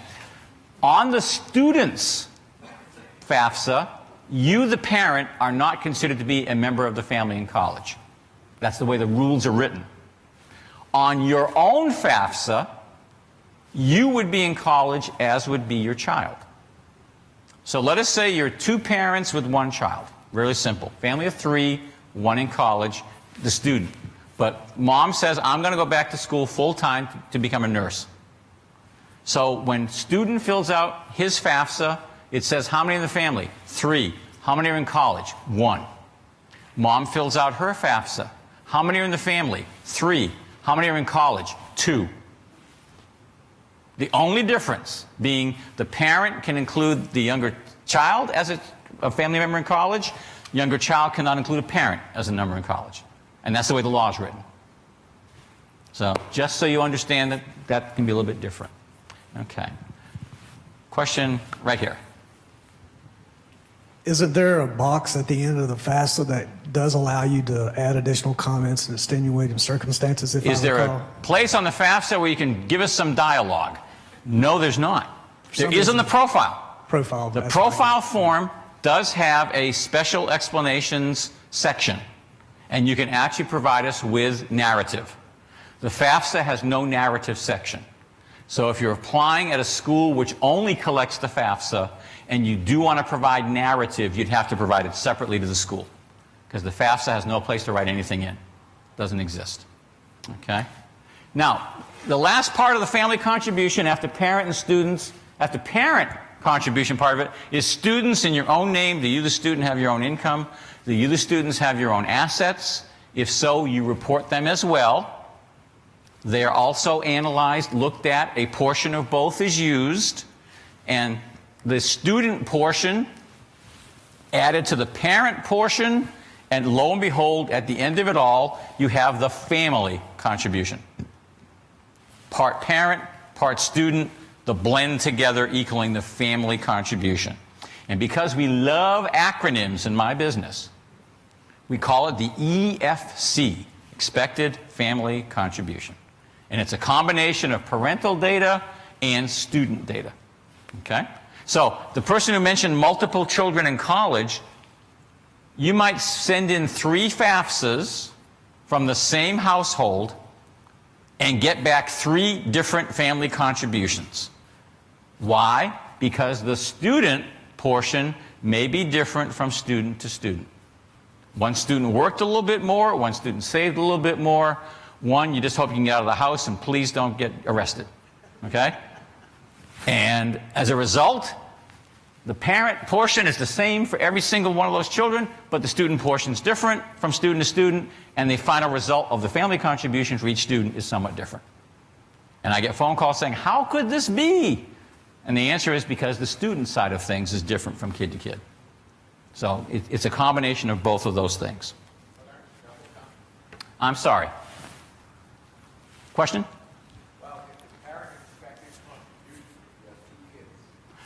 Okay. Is it double counting for more than one in college? The answer is no, because the number in college dictates how your parent contribution must be split. You have one contribution as parents. How many children must that contribution go toward? Is it all in one direction? Is it in 2? Is it in 3? And this is, I'm not lying, my all-time favorite. All undergraduates at the exact same time. There were twins and triplets in the household. Makes it simpler. Okay? Sir. But seriously, I had a student at another school said there's 7 of us going to college next year out of the total family of 10. Mom, dad, 8 children. And I was like, no way. Please have your 6 siblings verify their enrollment elsewhere. You know what we got back? 6 enrollment verifications. There were 7 in college at the same time. So the parent portion of the contribution had to go, the student's own contribution just to him or her, but the parent had to go in multiple directions. That's why the question is asked. Let's see. Okay, we have a microphone in the back. We'll go there, then we'll come forward. Yes, sir. In the back with a tie. That would be you, sir. I'm sorry. What about assets that are sibling assets? What about sibling assets? Assets owned by the sibling or held in the sibling's name? Well, it gets kind of tricky with things like 529s and Coverdales, where it's it's typically in the parent's name for the benefit of so and so. Great question. What do you do if I'm a parent and I'm holding assets for multiple children? There's a great two-word financial aid answer for that. Because on the FAFSA, it simply asks about assets held by parents. Doesn't say who you're holding them for, just says assets held by parents. The profile asks a second question. Of the amount you just reported, how many you're holding for siblings? And then it breaks it out. FAFSA does not. It just says, do you have assets in your name? If so, report the total. But the profile asks a second question, which is, of that total, how many are being held for siblings? And that way, again, we get a better determination of how it all works together. Sir? I have the same question. Okay. We have it answered for you. All righty. Now, we've been talking about Ben & Jerry's with the need-based. Let's move to Dairy Queen. Merit. Okay? Merit, now, and again, the woman who asked this earlier, I don't have an answer for you if a school says, I want a FAFSA for merit, because merit is other than need-based factors. That's the true definition of merit. It's not financially need-based. It's looking at other factors. So what are those other factors? Could be academics, could be talent, could be service, could be fill in the blank, okay?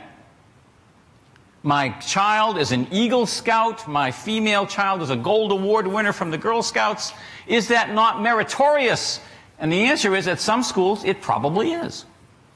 And they would want to recognize the child for having accomplished that. It all comes down to, is that a school your child's interested in? That's always the big question. You know, I know there's schools out there that want Eagle Scouts, so I should apply to that school. Go right ahead.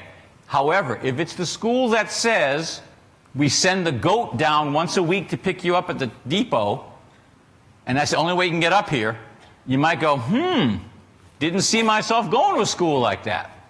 Well, then it really doesn't matter that they're looking for Eagle Scouts if you're not interested. Okay? But there's a wide variety of factors that are out there in the great wide world that schools consider to be meritorious. It's not just grades and test scores. Online question. Yes. Whose asset are 529 plans considered, student or parent? The answer to whose assets they are is it is an asset of the owner. So the owner of the plan is considered to be the asset holder. And then there's a wonderful except.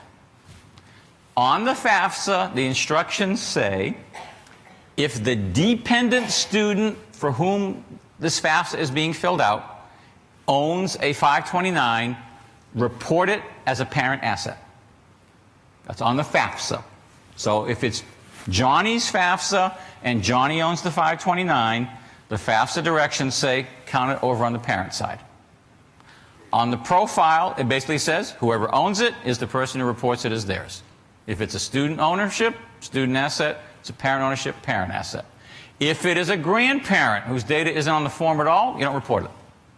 If it's Uncle Johnny who loved the kids so much, never had kids of his own, wants to help them go to college, Uncle Johnny's data is not in the form, you don't report it there. Okay? So it's an asset of the owner, except in that except I gave you. Okay? There's a hand right in the very back. We have a microphone heading your way. Okay.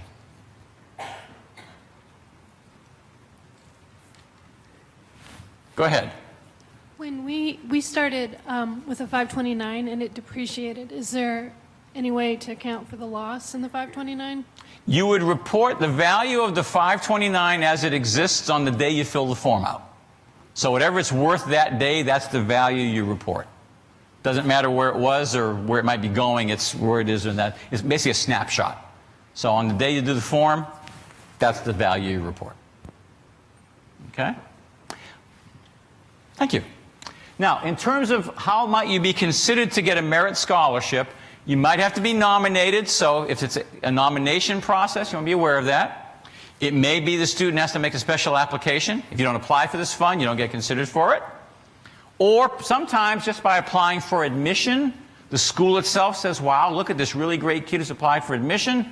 We think he or she really fits the criteria for one of our merit scholarships, and we'll automatically move them along in that process. So you'd want to know from school to school, if I'm interested in being considered for a school-based merit scholarship, what must I do?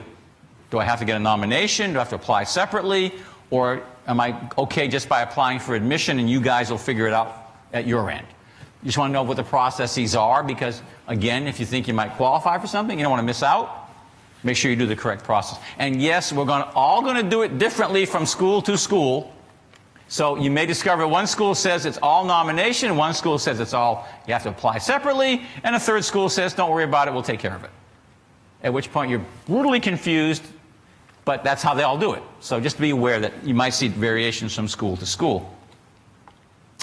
Athletic scholarships. Now, I know athletics are not a huge component of science and math. I very proudly wear my T-shirt which says football undefeated since 1980. And I've had more people say, wow, what a streak. You know, I just haven't said anything. Yeah. Pretty unique, isn't it? You know. Keep in mind that admission and financial aid doesn't do athletic money; it's athletic departments. And not every athletic scholarship is a quote-unquote full scholarship. Sometimes some sports offer partial scholarships. And what's partial? Anything less than full is in the parlance of a scholarship, a partial scholarship. Okay. Some schools play the sport, don't do athletic scholarships. And there are a number of schools that say, hey, we play intercollegiate sports, we'd love to have you come play with us, but we don't offer athletic scholarships. We just hope that you're interested in us and we think your skill level is something we really want on our team. So you're going to see variations. Now the word full here is in quotes because according to the NCAA, a full athletic scholarship right now is tuition fees, room and board, books. And it stops there. That's only 3 of the 5 I mentioned earlier. Okay? So a full NCAA only goes that far. Right now, there is no money which covers transportation or miscellaneous. It only goes tuition fees, room, board, books. Some discussion at the national level, they may become more liberal with the definition of full. Some of the smaller schools in Division I are saying we can't afford it, so we're opposing it. It's a political mess at the moment, but full right now is not all 5 of those cost components I quoted earlier. It's just 3 of the 5. So that's why full is in quotation marks there. So what goes into a typical award? Now, earlier someone mentioned a question about loans. The typical financial aid award a school is going to offer from a need-based perspective is going to contain more than just loans. First of all, we're going to see how much good money, the free stuff, we can offer someone. So we start with any gift aid the student might qualify for. And if gift aid is not going to cover all the need the student has, we're going to move on to what we call the self-help. We may offer the student a job and say to the student, okay, because we can't cover all your need with gift aid, here is the chance to do some work.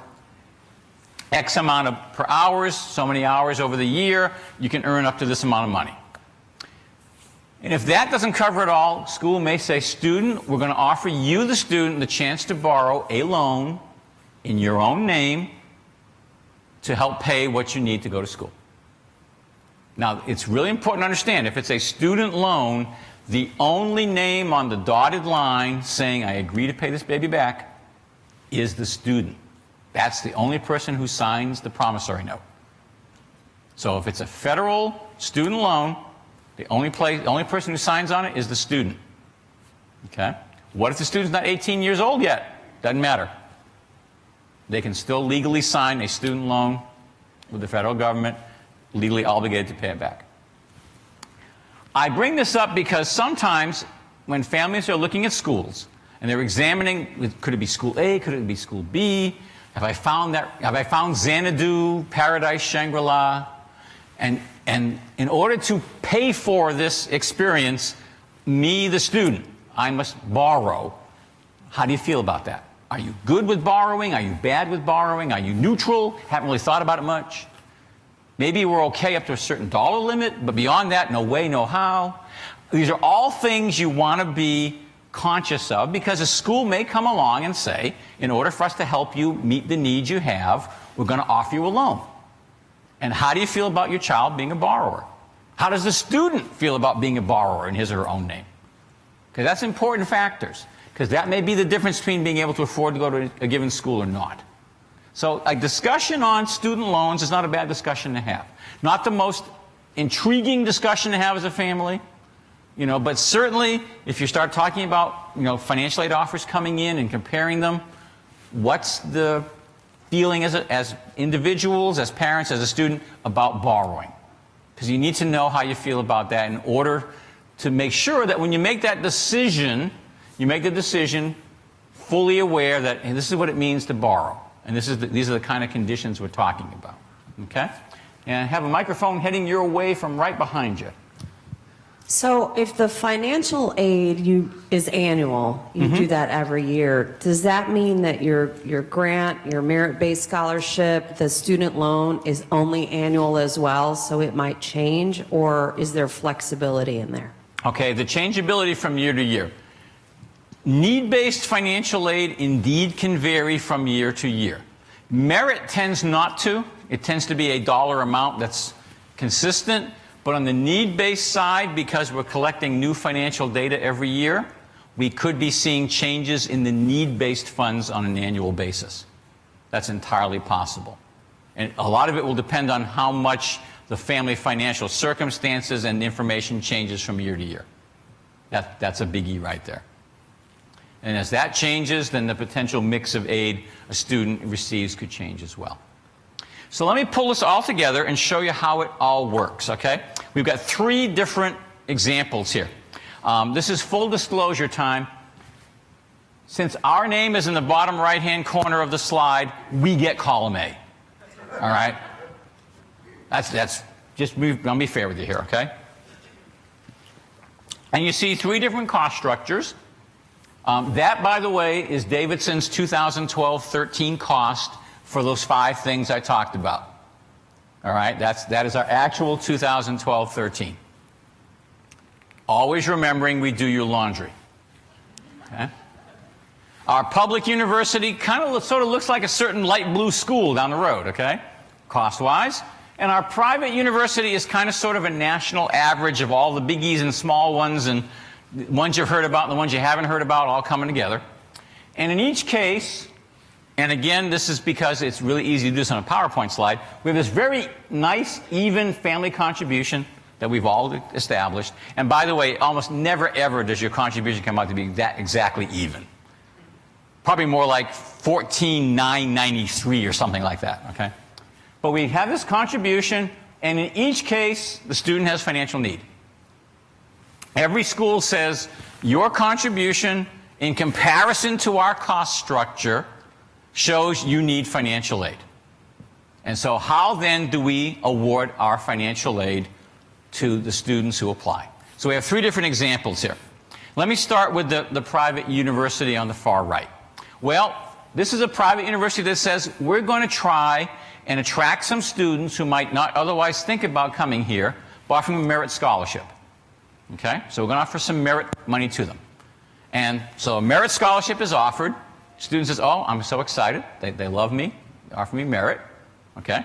But the student also says, wait a second, the amount of merit you're offering me is less than you show how much I need. So what about the difference? Okay, is there anything more than just a merit scholarship? School says, yep, there's more than just a merit scholarship. Here's some more grant money. Here is a job we're going to offer to you. Student, we're going to offer you a loan. Okay? So student, you have to decide if you want to borrow this loan or not. And when we put everything together, we total it all up, we are able to cover 90% of your need. Okay? Again, this is science and math, so student goes 90% is less than 100%. So that means you couldn't cover everything I need. The answer is correct. There's a $2,000 portion we just didn't have resources to cover. And so now, when you look at the whole financial, again, keep putting aside any other factors, from a financial standpoint, the $15,000 cost to the family is now $15,000 from the contribution, plus the $2,000 the school couldn't cover, and eventually the loan will have to be repaid with interest. Okay? Just to keep that all in mind. Doesn't mean it's not the right school for that student. Doesn't mean it's not the right choice to make. It just means this is how all the numbers come together. This is also where the student might say, well, I was able to find one of those outside scholarships. And the school says, wonderful. How much is your outside scholarship for? Well, the local Lions Club is giving me $2,000 this year. What might happen? School may say to the student, congratulations. The $2,000 we couldn't cover, you get to cover it with that nice scholarship from the Rotary Club. And go, okay, great. I've reduced what has to be paid out of pocket because I found an outside scholarship. All right, so that's how that school does theirs. On the public school side, they say, you know, we don't do a lot of merit money. It's just not who we are. We kind of have to, you know, bring our resources together from a number of sources. So we're going to find you some free money. We're going to offer you a job. Also going to offer you a loan. And at the end of the day, you needed $9,000. We have found you $9,000 worth of resources to help pay what you can't. So we've covered all you need. Congratulations. What do you have to pay? You have to pay the family contribution now, and eventually the loan with the interest. Just to keep that all in mind. Davidson College says, okay, you need $40,000. We don't do a lot of merit. We do some, but not a lot of merit on our campus. So we were looking more at the need-based realm. Student, we're going to offer you a job, and we're going to offer you the rest of what you need in grant money. Because our philosophy from a need-based perspective is we're going to award you whatever you need without asking you to borrow. That's our institutional aid philosophy. We call it the Davidson Trust Program. And it's designed to give students the flexibility to come, get their need met, and not have to worry about borrowing as part of their need. And so we do what we do, and at the end of the day, what do you end up paying? You pay the family contribution, whatever that figure may be. So, take away from this particular slide, we'd like you to think positively about how Davidson's doing what it's doing. But also, sometimes families say, I can't possibly consider school X because their sticker price is too high. So, child, I love you, but don't even think about going to fill in the blank, because the sticker price is way out of line. Sticker price will not necessarily dictate the final figure. You may discover that schools that have high sticker prices also have very generous financial aid programs. And as a result, at the end of it all, you are in as good a position financially as you would be going to the public university, and possibly better than going to that private school which gives a merit scholarship but can't cover all the need. And I would want families from a financial bottom line perspective to think about all those factors. Don't write off a school because you think the sticker price is too high. Don't necessarily go to a school that offers merit scholarships because they may not be able to cover everything you need. And, you know, state college is not always where you have to go because it's the in-state rate. Okay? Did this presentation down the road a couple of years ago, and a mother stood up and said, my child, his reach school was the Ivy League, his safety school was an in-state. Got into both. We compared the financial aid awards we got from both schools, and the Ivy was costing us less than his safety school because of the aid each school was able to award. You know, when you get to that comparison, sometimes that's exactly how it works out. Yes? How likely is it that that EFC will be fairly consistent across the board? What goes, if it varies, what goes into the variables? And does personally contacting the financial aid office help with the EFC. Okay. The question being about the consistency of the family contribution. From a FAFSA perspective, it's going to pretty much be exactly the same from school to school, because the government dictates the factors there. From the profile perspective, different schools will probably calculate something different because the profile is customizable from school to school. So you might see differences from school A to school B to school C. And what you'd want to do is, if you think you're wondering, well, how did that happen? Contact that college or university and say, help me understand how you've calculated what you've calculated so I can better understand how you've come up with what you came up with. And then can you get adjustments? Like, can you negotiate? Can you negotiate? There's a classic two-word financial aid answer for that. And it really will depend on the institution. There are some schools that say, yeah, let's, almost like buying a used car. And there are other schools that say, we've told you what we've told you, and we stick by it, and we hope it works. And you will find differing philosophies between them. Okay? This is not universal, but it is general. The more prestigious the institution, the less they negotiate, because they just don't have to. You know, and the Ivies don't negotiate. Because guess what? If you don't want to come, there are 9,413 other people who would kill you to take your place. You know, it's just a difference. I mean, I have worked with schools, and I've assisted others who've contacted schools and said, here's why I think your award is not sufficient. And lo and behold, they got back a better award. And I've had others who've written to schools and they've said, thank you for writing, but you're getting what you're getting. We hope it works. So you are going to see differences, no question about it. Okay, so this is how it all comes together. This is what we do at the end of the day, and we then give you the opportunity to decide. So if you need to make payments to the school, some schools offer you the chance to pay month by month. Most schools will bill by the semester. And this will come as no shock to you. People really are prepared for the August payment. They are less so prepared for the late December, early January payment, which is when we start the second semester. So some families say, if I can just pay the same amount every single month, I'm much better off from a cash flow perspective. And so many schools offer monthly payment plans. There are federal loan programs for students. There are the direct Stafford and Perkins loans programs, which schools may be able to offer to students to help them with the payment. Parents, you too, can have the joy of borrowing for education.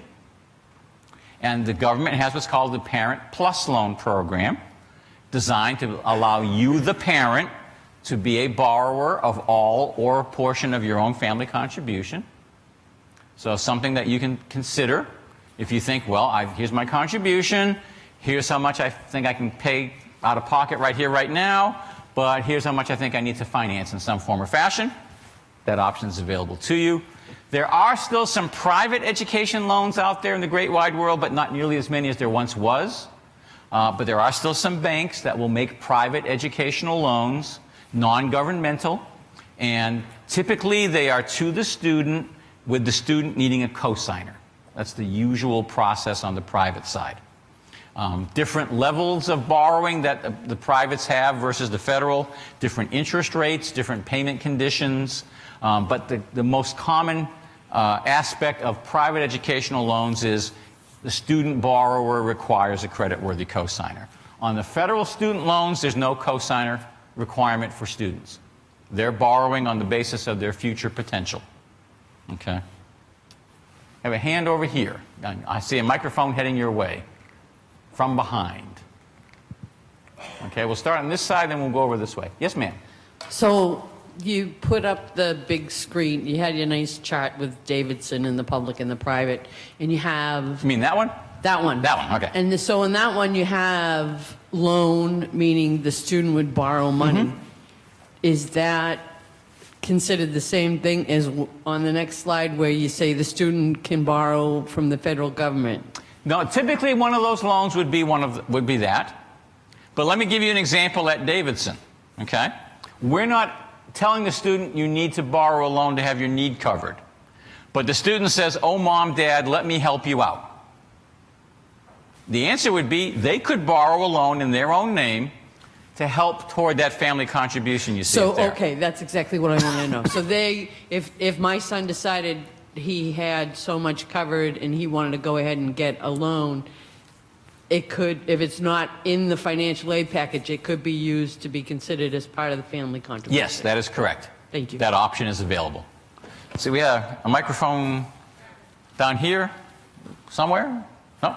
Covered? Okay. But we have a hand coming up in the back there. Yes, sir.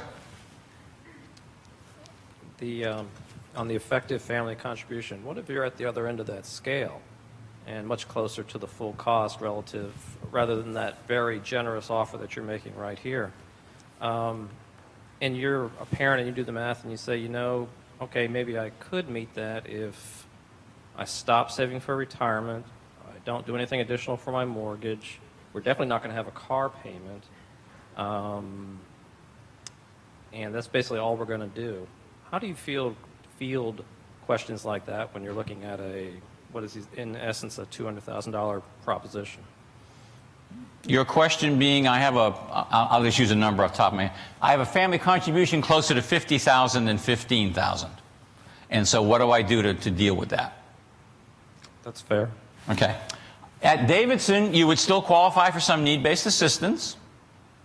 You would not at the private school, although I expect the student would probably still keep the $10,000 merit scholarship, so now the effective cost of going there would be $25,000.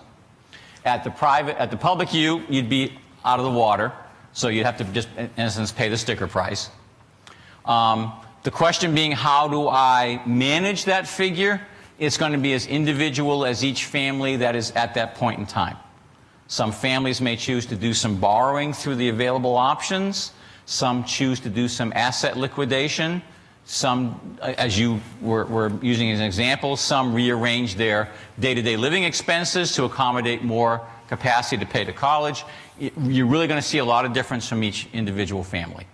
And we can present, as schools, we can present options for financing, and then the family has to decide what they're comfortable doing.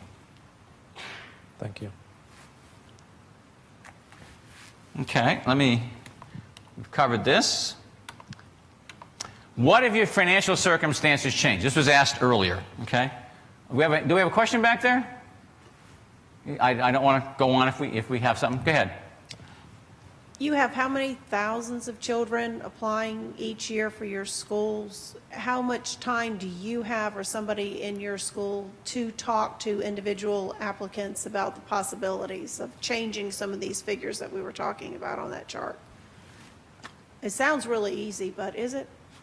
In terms of talking to families who have questions, on my campus we have an open door policy.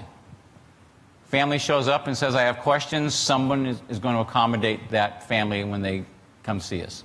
If they email, we're going to respond to the email. If they call, we're going to respond to the call. That's our philosophy as an institution. Some of the larger institutions probably a little bit more structured because of the volume of applicants they're trying to work with. But at a school like mine, you know, on a given day, I may have no appointments on my calendar and discover by the end of the day I've met with 7 families just because they all came in that day and they needed somebody to talk to. So you're going to see differing ways of handling those kind of questions. Now, when you say change the figures, again, the answer is it a school that negotiates any of the need-based realm with you? And again, that's going to vary from school to school. Over here, sir. Is there a way to get an estimate of what your contribution might be? Hold that thought. Please do. Okay? Because the answer is yes. So, quickly, if your financial circumstances change, just remember different schools may choose to intervene at different times. Okay? School might say, well, I see you brought me information saying that this coming Friday is your last day at work. So there are schools that would say, come see me Monday morning and we'll talk about new numbers. Some schools might say, well, okay, if Friday's your last day, are you getting any kind of run-out payments, any kind of severance? How's it all going to work? So a family comes in and says, yep, you know, I've got 3 months of pay and 2 months of unused sick time and vacation. And so the school goes, okay. So really, 5 months from now is when your family circumstances truly change financially, because you've got those 5 months of cushion coming up. Come see me then. That's another approach. Some schools say, you file every year, don't you? Next year when you file, we'll see what's different from this year. And you will just see different philosophies at different schools. Okay? Just be aware of that reality.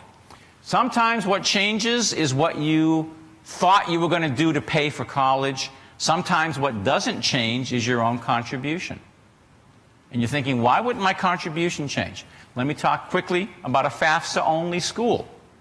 And you were going to use some home equity to pay your contribution. And then the roof blew off. What was not an asset on the FAFSA? Your home. It was never asked as a question. So you have lost the ability to use a non-existent asset in the first place. What does that change? Changes nothing. Odd. Sounds a little tough. But the truth of it is, since we never expected you to have that asset to start with, your contribution was never calculated with an expectation you use that asset. So whether it exists or doesn't exist, it does not change your contribution. What does change is your own personal determination of how was I going to fund this. So that's sometimes what happens. It's a very tough conversation to have with families, but honest to gosh, there are times when this is what's different, and when you do and you look at what's different, the answer is your contribution is no different. Maybe what you thought you would do to meet your contribution is different, but the actual number that emerged from the process stays exactly the same. And that's the most common one I've seen is, I was going to use something out from my house, and if it's a FAFSA-only school, there was no house to start with. Therefore, nothing's really different. Kind of odd, but that's kind of how it works out sometimes. Now, some consumer tips. The question that came in earlier, should I hire a consultant? I've already answered that for you. Never pay a program for a scholarship. If you're interested and you want to pay $50 for a shot at a $500 scholarship, come see me afterwards. Just bring 10 of your best buddies with you, because on number 11, I will start making money. You don't want to go that route. Same with, we'll find scholarships for you. Just give us your credit card number and we'll do all the work. If your students know how to use the word Google, they can find all the scholarships they want. Our friends in college counseling put that information right out there for them. No need to pay anybody to do that. Now, somebody asked about, can I get an estimate of what it's going to cost me to go to college? Well, let me go to bullet number 2 then, where it says net price calculator. Starting last October 30th, every school in the country that participates in the federal financial aid programs, basically any school in the country that requires a FAFSA for need-based aid, had to have on their website something called a net price calculator. A way for a family to go to that website, plug in financial data, and get back an estimate of their, you ready for this, net price. What will they have to pay compared to what the school would be able to provide by way of financial aid? And every school in the country that's a FAFSA school has a net price calculator. That's the good news. Now, here's the bad news. Not every calculator is created equal.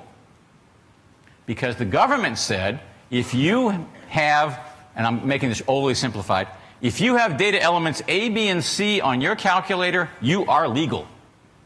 And some schools said, excellent. I will have a calculator on my website that has elements A, B, and C.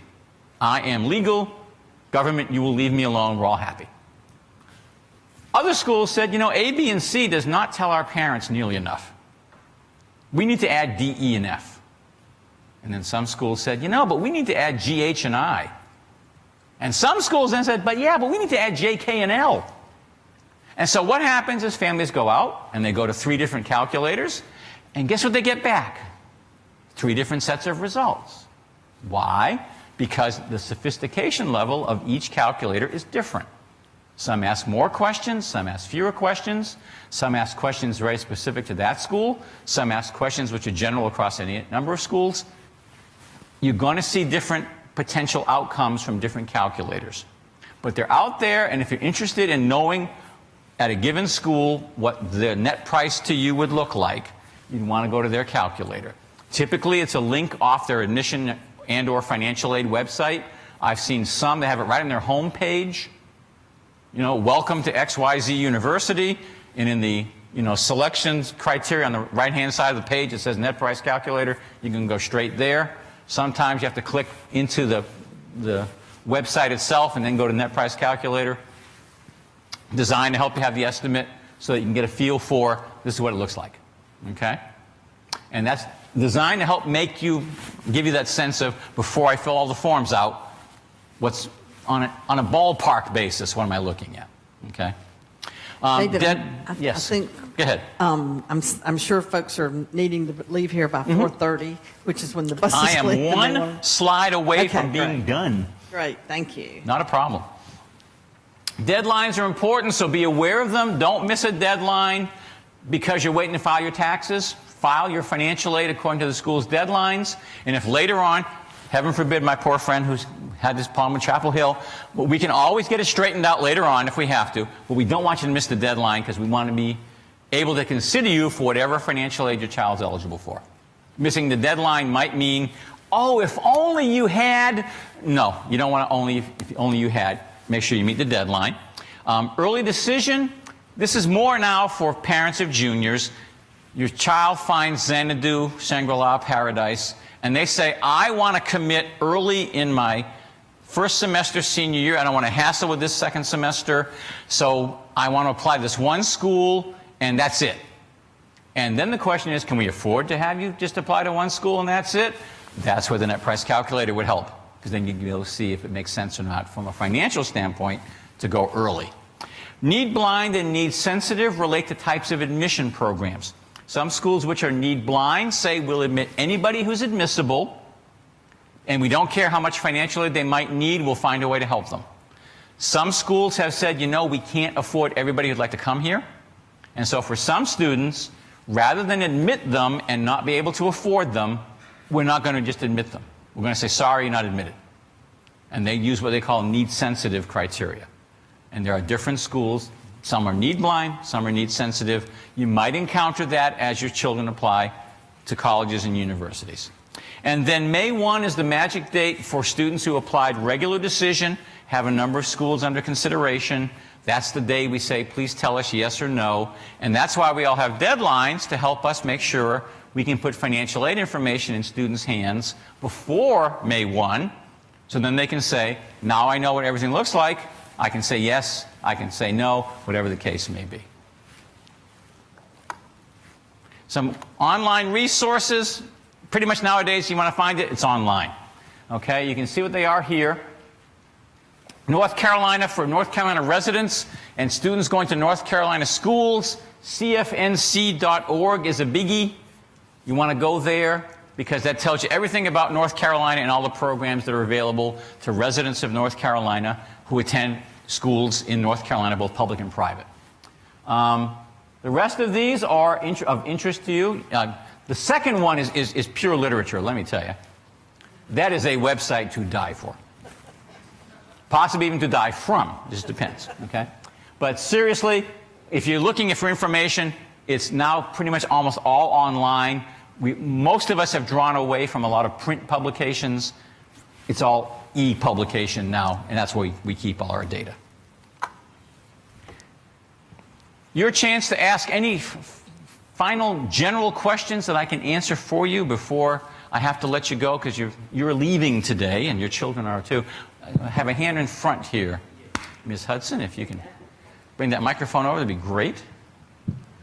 Thank you. I just wanted to check, which are the need sensitive and need blind institutes or colleges? How do you know which ones are which? Need blind and need sensitive. Right. A need blind school makes its admission decisions without consideration of a student's financial need. Which are the ones? Oh, which are they? Your best bet David, would... hold on one Go ahead. second. I want us all to give him a chance to say how much we appreciated it before you have to go. Go safely. Go before the freezing rain comes. At least that's what they're predicting on my side of the state. So, you would need to go to the school's own information to see what their admission philosophy is. And that's how you'd find it. I don't think there's any general listing of who's need blind and who's need sensitive at this point. So you want to check it school to school. Yeah, okay. I thought you will, if you have a general idea about it. That's all. We're need blind. Yeah, like yours. We're need blind. Ma'am. Do they ask a 401k, 403k as my asset? Okay. For asset purposes, do they ask about 401ks and 403bs? The answer is anything in a recognized retirement fund, the dollar value in that fund is not considered to be an asset that the financial aid process uses. Okay? So that's one of those really important ones to keep straight, because you don't report what's in your retirement fund. That's not an asset that's used. Good one to keep straight. If you have any other questions... Yeah, come on down. I'm happy to answer them for you. You can also contact us. I'm Gail Hudson, Dean of the Counseling Services, and it's hudson@ncssm.edu. And if you have questions for David after today, if you'll let me know, I'm happy to get in touch with him to get those answers to you. But certainly he's willing to stay. She knows where to find me. I certainly do. And feel free to come down now if you'd like to.